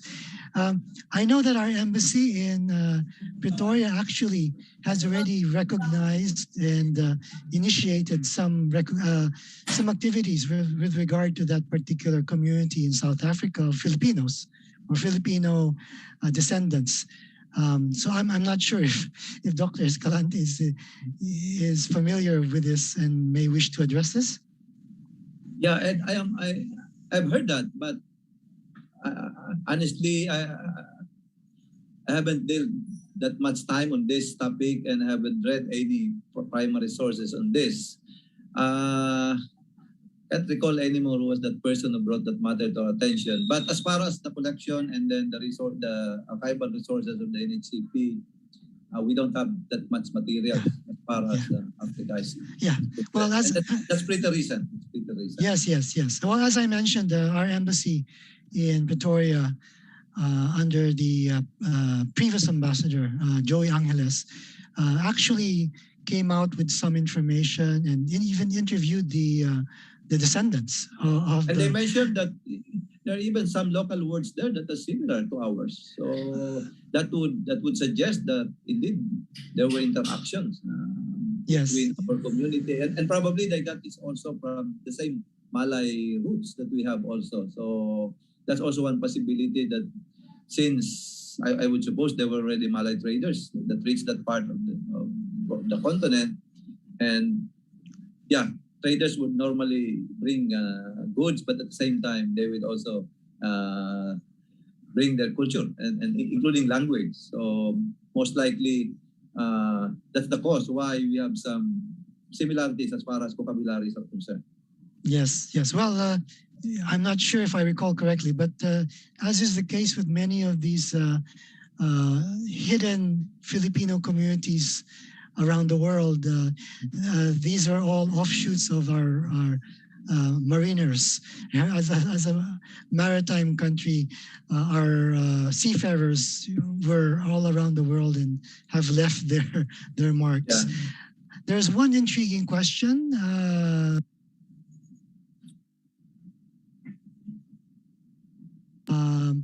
And it is, well, let me just read it. Magellan, after landing in our country, named it Isla de Lanzaro, then later was renamed Las Islas Filipinas.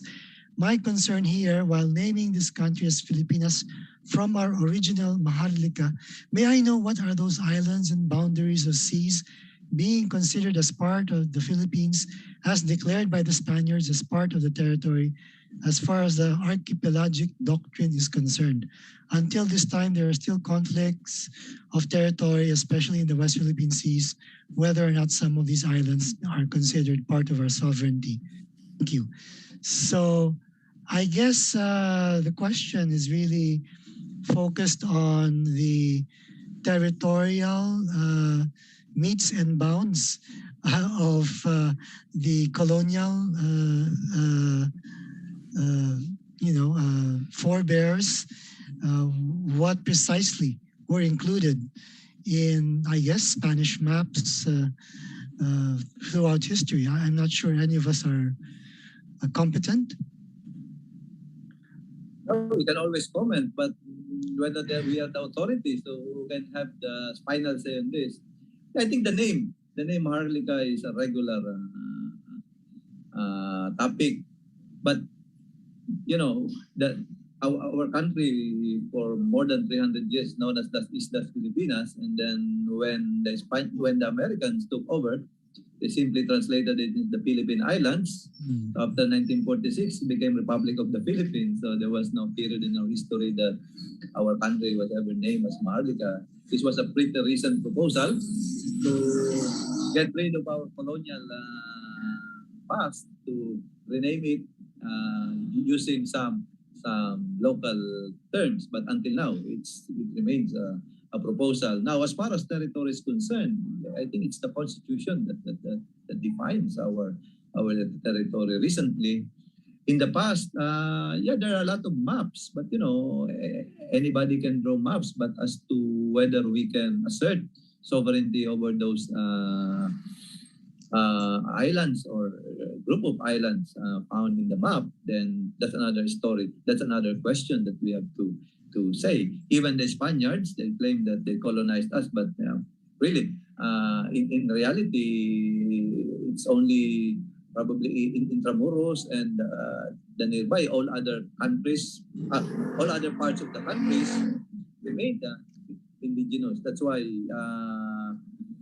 only very few of us can speak the language of the Spaniards, and a lot of traditional cultures still remain, particularly to those people that we consider now as the IPs, the indigenous Filipinos. And this without counting the western part of Mindanao, who really resisted the colonization of the Spaniards for almost 4 centuries, including the Americans, of course. So, yeah, it's a quite complicated, and I agree with you, Ed, that this is beyond our competence. Thank you, Dr. Escalante. There's another question that has popped up, and I think, Dr. Escalante, you can settle this long-standing debate. And the question from John Paul Maglasang: where did the first mass happen? Butuan or Limasawa? Yeah. Why do Butuan claim that the first mass? I remember, Carlos. Anyway, I think the NHCP made already a ruling for the third time. For the third time, I repeat. The mass based on the sources available happened in southern Leyte, the island of Limasawa, and not somewhere else. And what we are referring here is the Easter Sunday Mass mentioned by Pigafetta in his count that took place on March 31, 1521. The materials available both in the internet and the primary sources that we have gathered, we haven't discovered or encountered any material that would warrant a change of the original stand of NHI that was released in 1980s, and this was revisited again during the time of Chairman Ambed in 1908. And most recently, before we commemorated, because we received a request from the CBCP, because they will also commemorate the quincentennial of the Easter Sunday Mass, and I formed a panel to revisit this issue, and the conclusion remains the same. It's in Limasawa. Thank you, Dr. Escalante, for reiterating the historical evidence with regard to the first Mass. However, of course, Butuan remains an important pre-colonial capital in Philippine history. And as you mentioned, this year was also declared the year of pre-colonial Filipinos. And there was a question about other activities related to the pre-colonial history. And there are many activities not related to the quincentennial directly, but because of the year of Philippine pre-colonial history. Looks like the question about Maharlika has engendered another follow-up question. And maybe in the spirit of clarifying history, a question from Michelangelo Soberano. I don't know if it's related to Lisa, but since you stated about Maharlika, is it true that Maharlika was once called Kingdom of Maharlika, including Sabah, Guam, and Hawaii, owned by the Tagayan Taliano clan? Is this true? Is there any research about this? Yeah,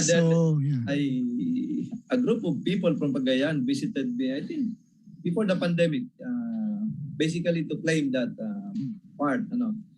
And normally, the procedure here is if there is a claim, if somebody is making a claim, the very first question that I will ask is, what is your basis?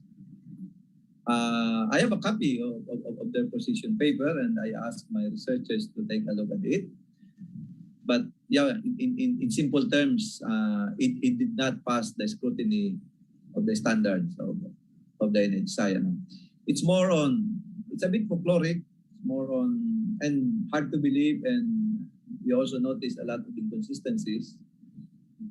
So I don't think it will get the imprimatur of the historical commission unless they can come up with more materials, whether it is from local archives or from foreign archives. But I think that the position paper that they submitted to us recently is not worth considering.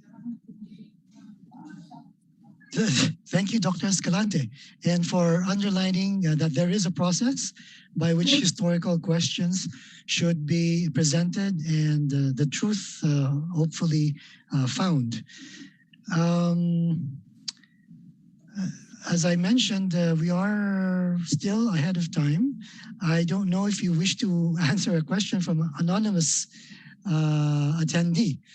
And this is, again, relating to another historical, a very important historical event about why was Brazil given to Portugal and the Philippines given to Spain during the age of land discovery, because allegedly the right portion of the map where the Philippines is located should have been to Portugal.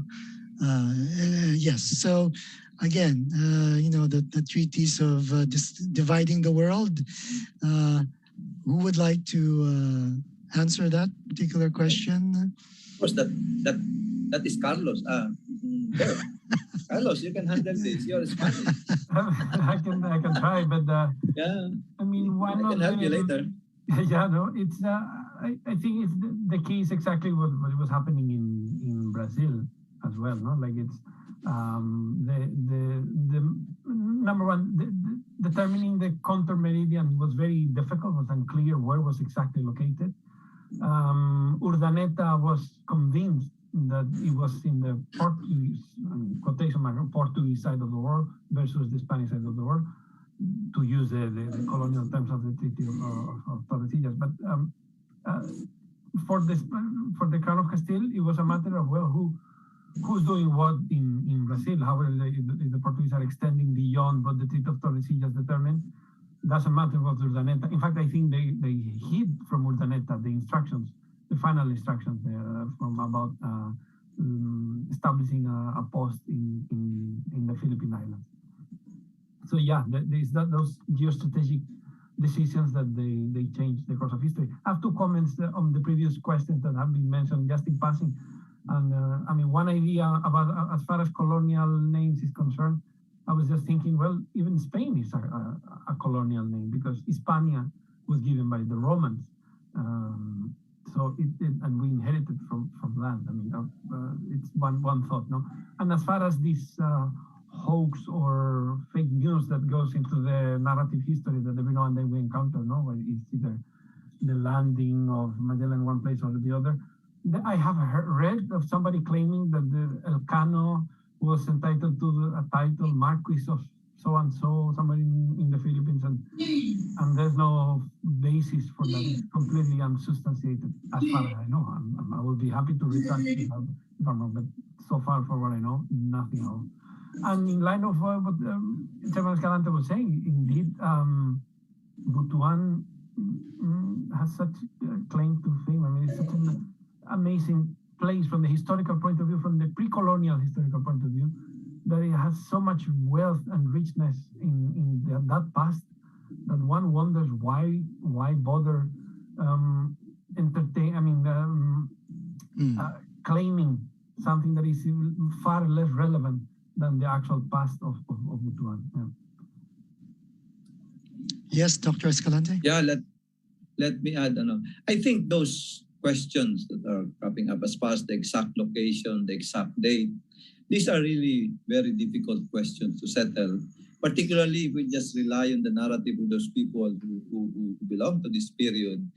Because we have to understand that during their period, that's 500 years ago, the technology as far as navigation, knowledge of geography, and also the gadgets that they were using at the time were not that accurate.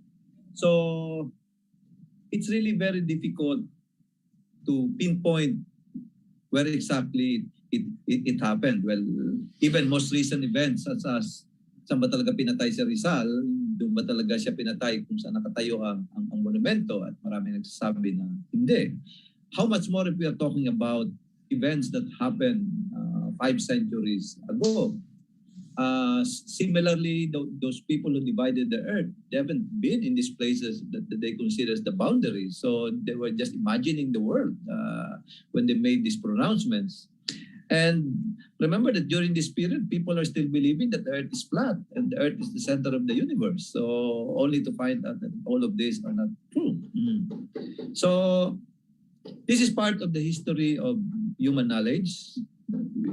We started with wrong assumptions, but as science progresses and as we do research, we correct our misconceptions. And there are really some misconceptions or very objective questions that probably we cannot settle anymore. Now, if you remember, Ed, during our deliberations of how we are going to prepare this, we try to avoid divisive issues, but sometimes we cannot avoid this, particularly when discussing the first Mass. What I think is important in studying history would be the lessons and then the values that we can get out of it. I'm not sure if my signal earlier was clear, because I heard that some parts of my paper were not delivered properly because of poor signal.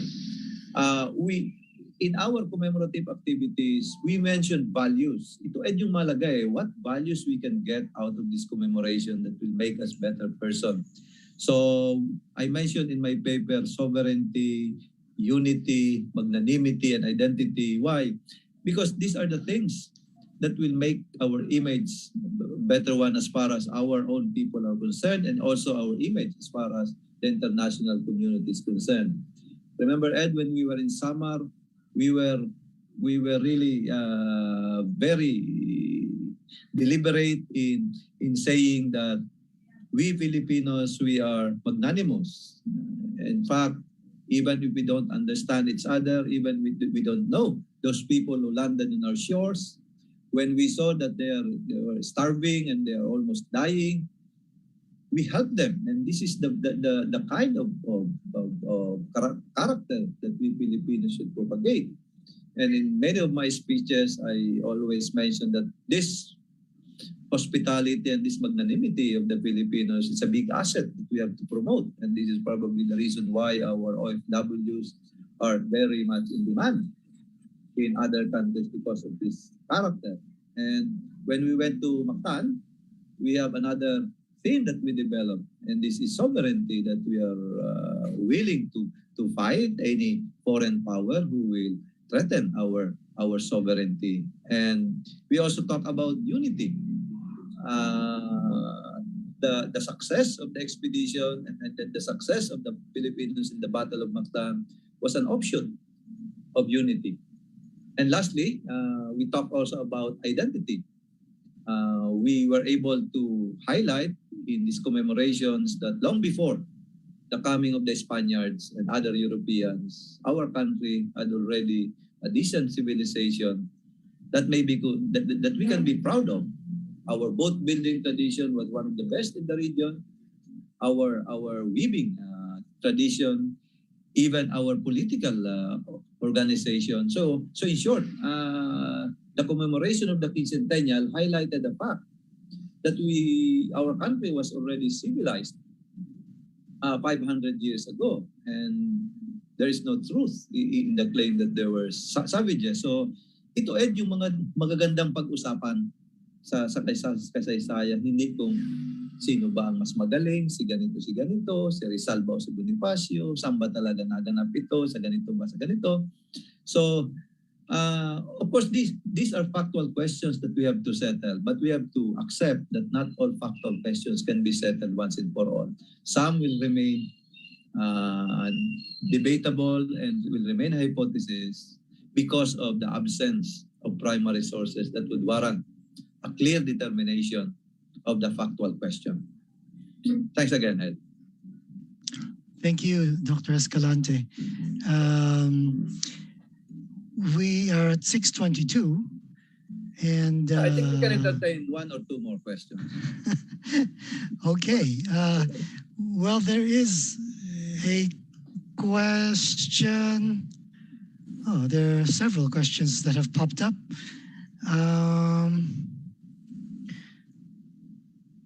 Let me take it according to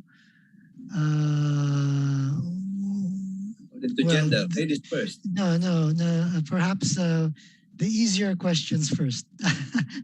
So, is there any further, from Michelangelo Soberano again, is there any further narrative about the Sanduguan or the Blood Compact? I wonder, how did they understand each other when Magellan and the Filipinos did this? So how were they able to communicate that they wanted to do this Blood Compact? Yeah, I think this will be the first time that we'll mention that Magellan had an interpreter in the name of Enrique de Malacca who can understand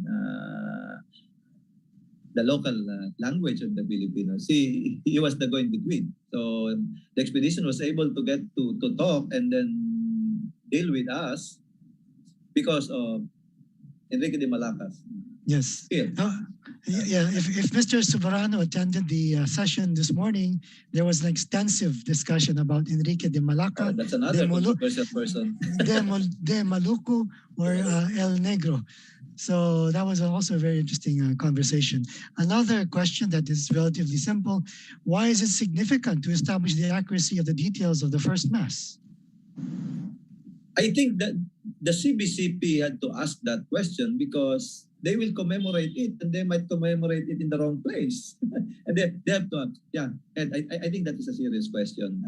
Every time we have commemorations, we should really be, if we can do it, if there is enough material warranted, we should always commemorate it in the right place and on the right date. And that was precisely the reason why the CBCP sought the help of the NHCP to once again revisit this, and all in the context of the commemoration. But the CBCP did the right thing.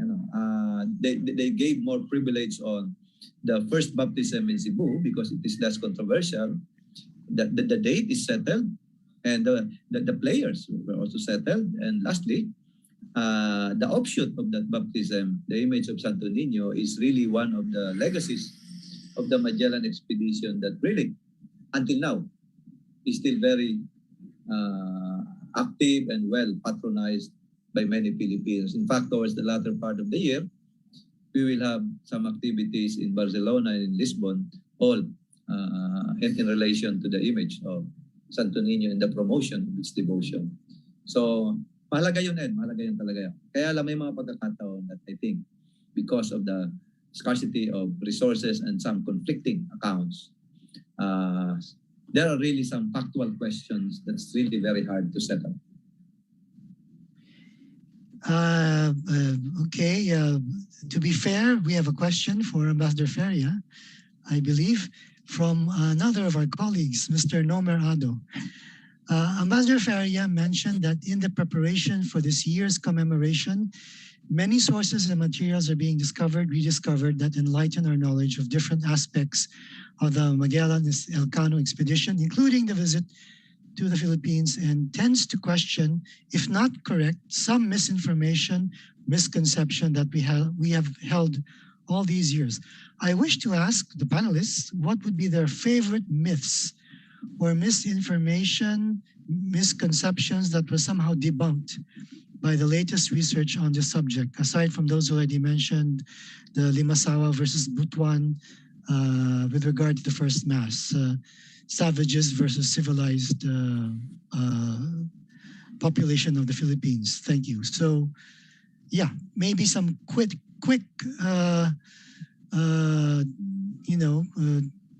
realizations or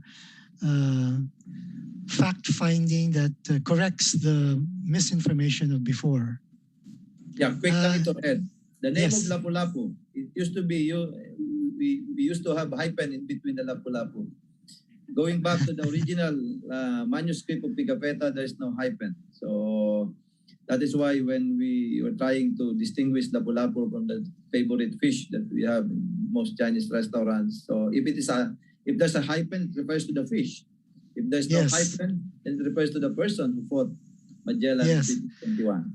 Yes. If I may, yes. If I may add, sir, in my participation in the NQC meetings, also we had this discussion about the portrayal of the image of Lapu-Lapu, who we've learned was 70 years old, and our statue in Mactan is, of course, of a very heroic looking and young, virile hero.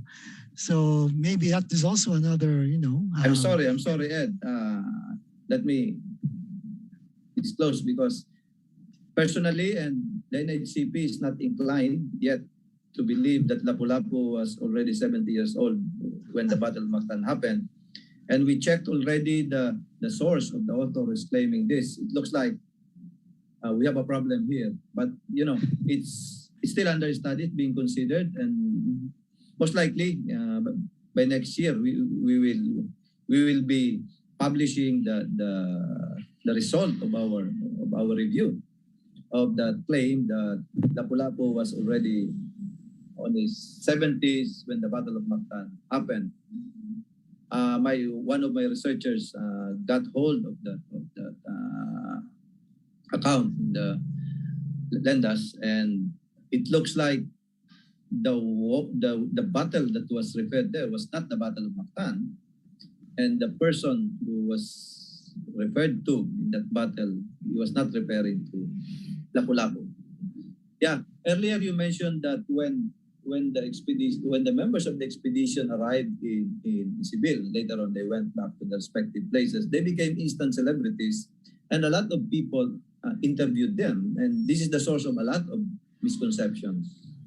Some of them were not were not accurately transcribed and preserved in history books. That's why we have a lot of inconsistencies in the way some events in the Philippines were portrayed in the succeeding centuries. So ito po yung kasalukuyang inaayos natin ngayon. But the official reference as far as NHCP is concerned would be the complete text of the Gaveta that was only discovered at the turn of the 20th century. It's been not available to researchers for almost 3 centuries because yung nabanggit mo kanina, the one of Transilvanos was the most dominant one because it was published earlier. Quickly, yes. Yes. So, yeah. So, yun po ang maging ba natin. Yeah, probably Cookie can add some more and Carlos may add some more. Well, okay. Well, maybe I'll start and Carlos can clear up what I've said. You know, some of the misconceptions that we grew up, I mean, yeah, we're only ambassadors. These two are historians. But, you know, like that the Magellan expedition discovered the Philippines, that it was the start of colonization in the Philippines. Well, it wasn't. No? So now there are documents that show it wasn't. They were actually, they were not even intending to go to the Philippines. They were looking for the Moluccas. They took the wrong turn. And I think Carlos and I had this conversation offline once. I said, what if the Magellan expedition arrived in the Pacific during the typhoon season? Would they have actually made it as far as they did? I mean, there are all these things in history that, you know, it's when we read books, it's flat, it's, you know, black ink on white paper. But, you know, you have to think beyond the process and beyond the dates and beyond the names and events and think there are many factors that led to those things that happened. So, I mean, one of the greatest, I think that I've been able to teach people because of this quincentennial is, the Magellan expedition wasn't to colonize the Philippines. It was there to look for it was to sail, to find the route by sailing west to the East Coast of the US, and they just landed higher up than where they were supposed to go. And then there were 3 other, or there was those 40 years later with the Legazpi expedition when colonies started, because there were other expeditions in between 1521 and 1564. 65, yeah. And those are the things that we don't know. So history isn't just enumeration. It's, you really have to understand things. And I think that's what's fascinating, because these are things that you can apply in day-to-day life. I mean, you know, life isn't, there's so many things out there that we take for granted. And history is one of them, because we say, oh, it's in this book, this person said that. Well, you know, when another book comes out and they say something else, so what do? When you study it, you research. And I think it's nice because this, as Chair Rene said, you know, it's really great that this year we start looking at the primary sources, and it's just there. Even anybody can access libraries or archives in Spain and in Portugal. I mean, they have pretty much things digitized, and it's easy to open an account. It's very user friendly, and it's nice when all these available materials are there, and we just really have to look at it. And of course, you have to know what you're looking for, right? But it's there. The fact that it's there, it's great. It's a great opportunity for now, for the young people especially, to do research. Even if you're not a historian, you can dabble on history, read things, and even just to, you know, before, when I was going to university, we were made to read Miguel de Unamuno. And my professor said, if only to have something intelligent to discuss in a cocktail party, read Miguel de Unamuno. Well, now, if just any kind of discussion that you can have with friends, relatives, why not discuss something that's real, something that's, you know, our history. Let's talk about ourselves. Let's make it something that's generic to us as Filipinos, that take advantage of all these commemorations. I think, Rene, Carlos, I think we in the Philippines have a bigger commemoration actually for this quincentennial than they have in Portugal, than they have in Spain. And I think the Filipinos should take advantage of this. it's not to show off our culture. It's really for us to study and know more about ourselves. And the whole world is helping us know more about ourselves. So let's take advantage of this opportunity and relish in our wonderful history that's available all around the world. And there's just so many books and many things we can do with our history. It's a wonderful moment to be Filipino.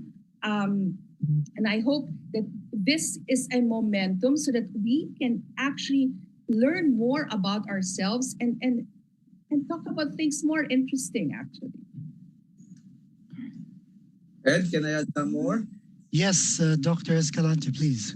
Yeah. I've been challenging my researchers in NHCP to come up with an article that will critique Yo-Yo Villame's famous song, popularized in the 70s, because that song really determined our knowledge of our first encounter with the Magellan group. And some of the misconceptions that we have nowadays, I would consider as an offshoot of that song. Well, of course, it's a good starting point because this is really how history progresses. We start from something, and that something might have some inaccuracies or wrong interpretations of facts. So it is now the duty of the current generation, because every generation should write its own history. Now that we have already the materials, the NHCP has provided the available sources here and abroad, then let me now challenge our young historians to write our own version of Philippine history, particularly this period that we are commemorating for the last 2 years now. So that it's not good that our knowledge of history is based on a songwriter who did not do serious study of this particular period. So I just hope that aside from my team in HCP, more master students and doctoral students will take advantage of the availability of the materials about this period.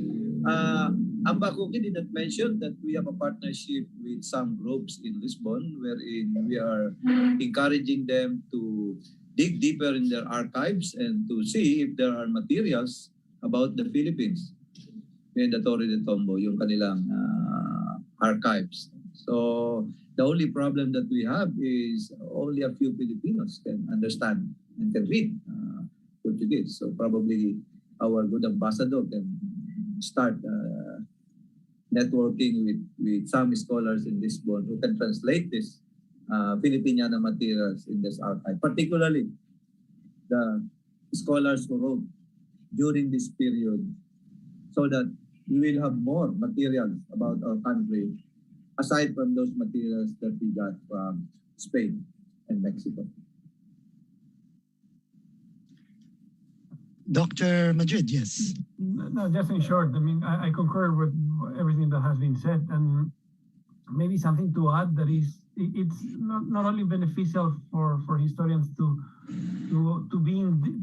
be so close to the sources, the written sources in their case, but at the same time, I think there is something very beneficial that initiatives like these are giving also to Western scholars. That is the realization that those documents are not enough to really get the full picture, that there is a further knowledge that can be based either in oral traditions, it can be based on the actual knowledge on the area that we are discussing, on the culture, and on the way the culture works. So we can cross-reference what the documents say to what the reality may have been. We may not be able to determine, because, I mean, who could determine what reality is even as of now, no? But what is of 100 years ago? What we have is very basic references from one another, interviews, etc., and then the archaeological strata, and then the oral traditions. So combining those worlds, I think it's a contribution that putting together these two academic worlds, the Filipino, I'm thinking as a Spanish, no, the Spanish and the Filipino academic worlds, getting them in close contact. I think this could be one of the many positive outcomes of this cycle of commemoration. And on top of that, I just learned today of the initiative of the National Historical Commission of the Philippines on putting online all of these resource materials that they make it so much easy. Those of us who are a little old or are getting older remember what it was to do research when there was nothing like this. You need to really dive in the archive, and then in encyclopedias, and then in books, and the internet has making it so much easier, no? And yet it's still so fascinating. Thank you, Dr. Madrid. And indeed, in our series of webinars this past few months, we have certainly confirmed that many of these important archives are actually online and can be accessed. So indeed, this pandemic has also brought some good effects as well. As the moderator, I will take the prerogative to just maybe have the last two questions. And I will sort of combine. There was, well, the first question will be about these facts. And what from Samson Valencia de Asis and Mr. Anonymous Attendee, very active, about thoughts about recent published claim of the clergy of the Roman Catholic Diocese of Borongan that Homonhon is the site of the first Mass, and despite this findings of the Mujeres panel that 1521 occurred in Limasawa. So there's that one particular, debate. And then there is also another factoid that was raised by Mr. Sumampong, who now claims that one of the men who killed Datu Lapu-Lapu was named Sumampong Baha. So maybe a relative of his. So, these facts are still, out there floating around, and it is the National Historical Commission of the Philippines that is tasked with settling all these pieces of information that about our history that needs to be cleared up. Okay, thank you very much, Ed. Let me address first the first question. The question probably coming from Samarnon. We mentioned also in our report on the first Mass that there is a big possibility that Mass indeed happened between March 16 and March 31, when the expedition was in the shoreline of Samar. But if you will read the narrative of Pigafetta, he did not mention any Mass between this duration of 2 weeks, considering that they passed the whole week. And in the Catholic tradition, di ba, Ed, before you reach Good Friday, you have Palm Sunday, and then you have the commemoration of the Last Supper, and most likely there will be Mass. Now, the question is, how come Pigafetta did not mention it in his narrative? Most likely, it happened in the ship. And it's a practice among chroniclers that anything that is routine, anything that is regularly done, you don't put this in the chronicle. Similarly, Ed, in your diary, most likely you will not say that you brush your teeth every morning, right? Because you do it every day. So there's no point, unless the brushing of the teeth will result to an event that will affect your life.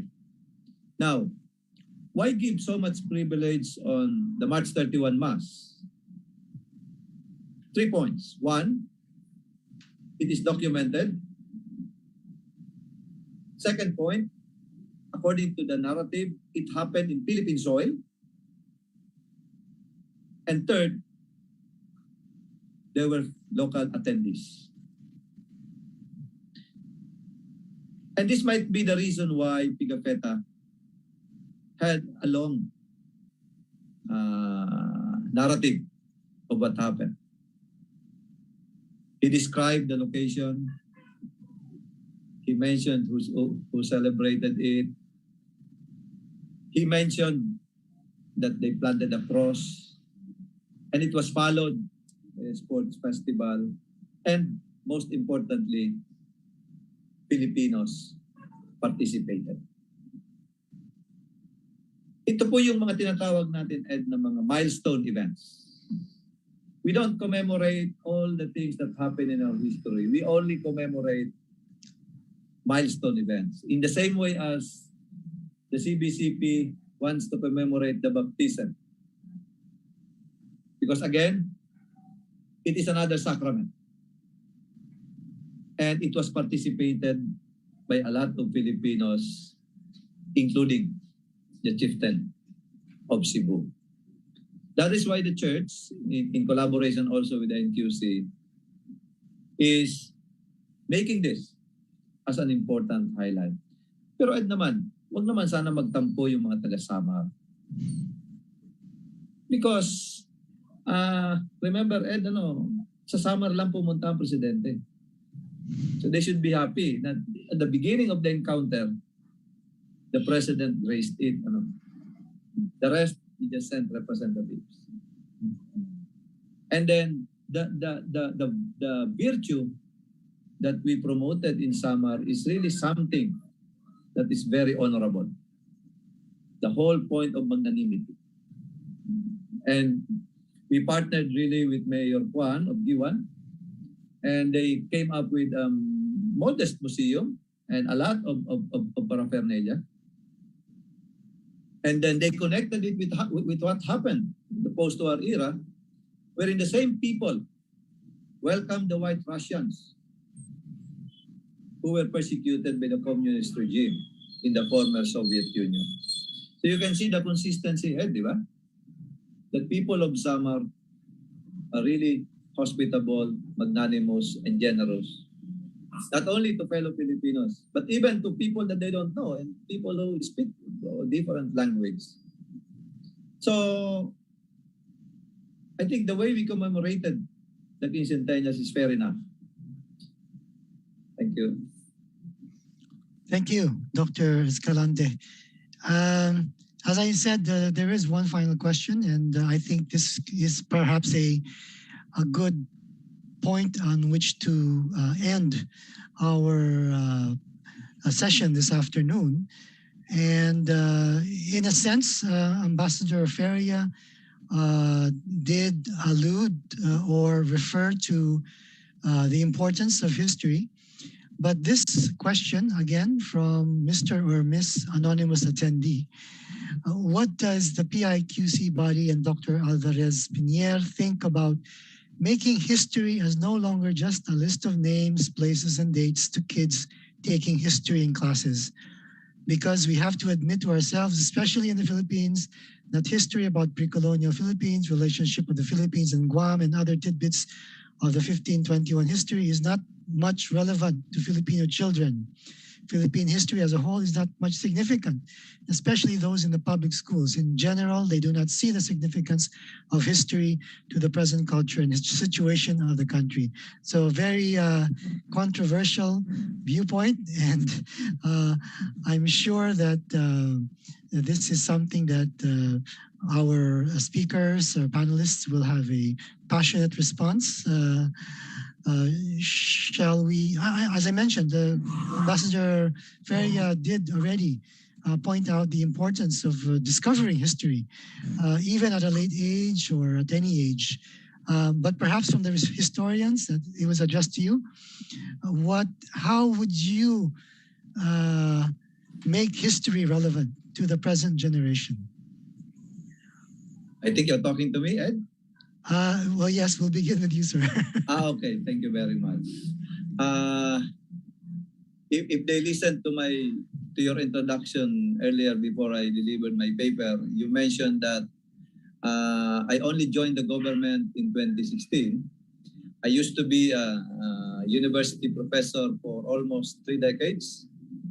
I've been teaching history as part of my, it's been part of my life for several decades. And yeah, to comment on your question is, if we really want history to be relevant and attractive to the current generation. I keep on mentioning this in most of my classes when I was still teaching is history should not only stop or should not end with just asking what happened. Because if history will just end asking dates, names, places, history will really be boring and nonsense. We should go beyond the facts of history and ask the question, why it happened. For instance, if we go back to the 1521 event, we can ask who were the players in the Battle of Mactan,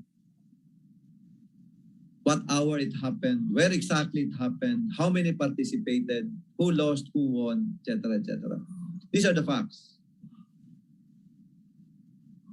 If we want history to be more exciting, we should ask, why did the islanders won despite the fact that they don't have modern war materials?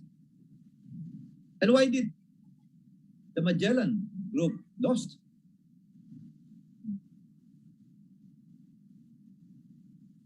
So it is very important to ask the question why, because from there we will get the reasons and we will get the justifications. But in most cases, Ed, there are a lot of disagreements when we started answering the question why. And again, history should not end with just with what, with how, and when. And it should not, again, end with just asking why. It should go beyond this question and ask the question, what lessons can we get from this event? There was a time, Ed, that I was teaching students of international studies, yung mga estudyante nyo sa FSI. And when we discussed this part, yeah, the big lesson that diplomats can learn lesson from Magellan is when you are in a foreign country, never mess up with local politics. Isn't it that is a cardinal rule in foreign service? You should get out of local politics if you don't want to suffer the same fate as Magellan. So yun siguro, Ed, kung gusto natin maging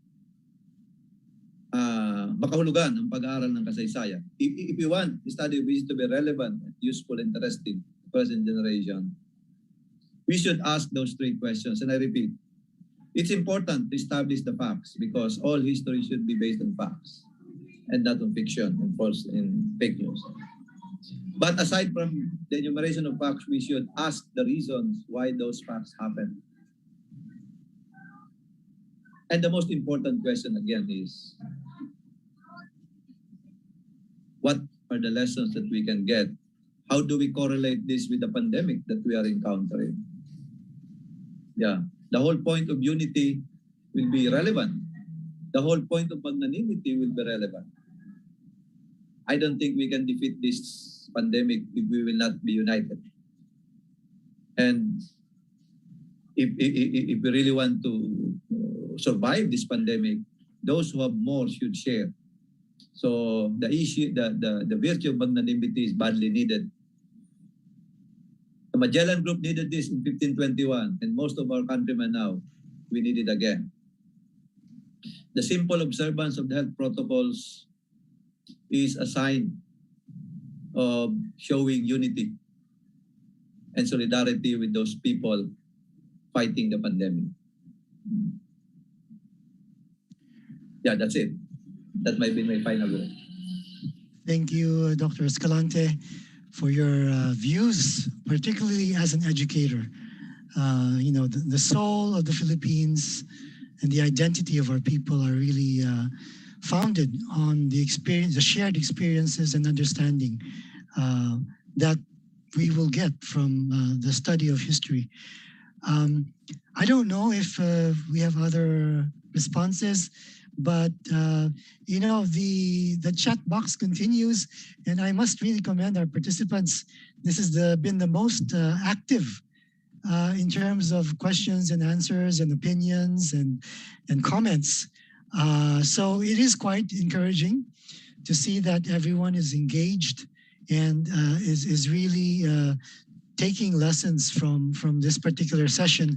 I would normally do a summation of all the presentations, but the time has passed so quickly, and I'm sure, given the interest of the participants, they all took notes and took to heart, more importantly, everything that was shared this afternoon, evening, or morning, wherever you may be. So I think it's time to say thank you again to all our participants. Dr. Carlos Madrid, of course, Dr. Rene Escalante, the moving force behind this whole Quincentennial Committee, Mr. Javier Parondo, who joined us through a video. Of course, our ambassador, cultural diplomat extraordinary and plenipotentiary, Ambassador Cookie Feria in Lisbon. The most well-qualified. She was assigned to Madrid, Brazil, and now Portugal. So you really are the right person at the right time to represent our interests and to drive this cultural diplomacy initiative. Yes, please. I think I was chosen by Magallanes. Magallanes, Magallanes, Magellan. The three names we know him to be. But yeah, levity aside, yeah, I think it really helped my 10 years in Spain and then coming here to Portugal. It was a very important background to understand the role of the Philippines in this entire episode. So, and thank you for the opportunity to be able to speak on behalf of Dr. Marquez. Manuel, who just actually messaged me and said that he really had obligations this morning. So, but he was very thankful for the opportunity to be able to speak on behalf of the Portuguese task force on the circumnavigation, which is the equivalent of the Quincentennial Commission. So thank you, Ambassador Ed. Yes, thank you, Cookie, and for your also quick summation. Maybe we can hear final words from Dr. Madrid as well. Well, nothing, just in closing, just to say that history is a matter of perspective, no? And every generation writes their own history. And I can only imagine what will be written about this 500 anniversary commemoration in the future. And I hope in that 600th anniversary, that I don't think I will attend though, they will realize of the great work that in the Philippines, the National Historical Commission of the Philippines, in Guam, so the Comisión Historiata, in Spain, in Portugal. There were great work that has been done in general and in particular for the organization of this conference that is really fantastic. So thank you for inviting, and it's a pleasure to be here. Thank you so much. Thank you, Dr. Madrid. And finally, Dr. Escalante, you have the final word for this evening before we end. Yeah, thank you very much, Ed. And on behalf of the National Quincentennial Committee and the National Historical Commission, I would really want to thank all of you who attended this international conference. As I mentioned earlier, this is a series of lectures and panels that will last until December 17. So if you have time, kindly log in our website so that you will know more about our history. And then let's see if these activities that we are having will give us a better appreciation and understanding of what happened in our country 500 years ago. And thanks also to Carlos, and see you one of these days. And of course, thank you, Ambakuki, for joining us, and see you this coming November. I am accepting your invitation. So thank you, sir. And with that, we end today's session on the Philippine International Quincentennial Conference. It is now 6:59 p.m. Okay. Yeah. And we invite everyone to catch tomorrow's sessions at 9 a.m. and at 6 p.m.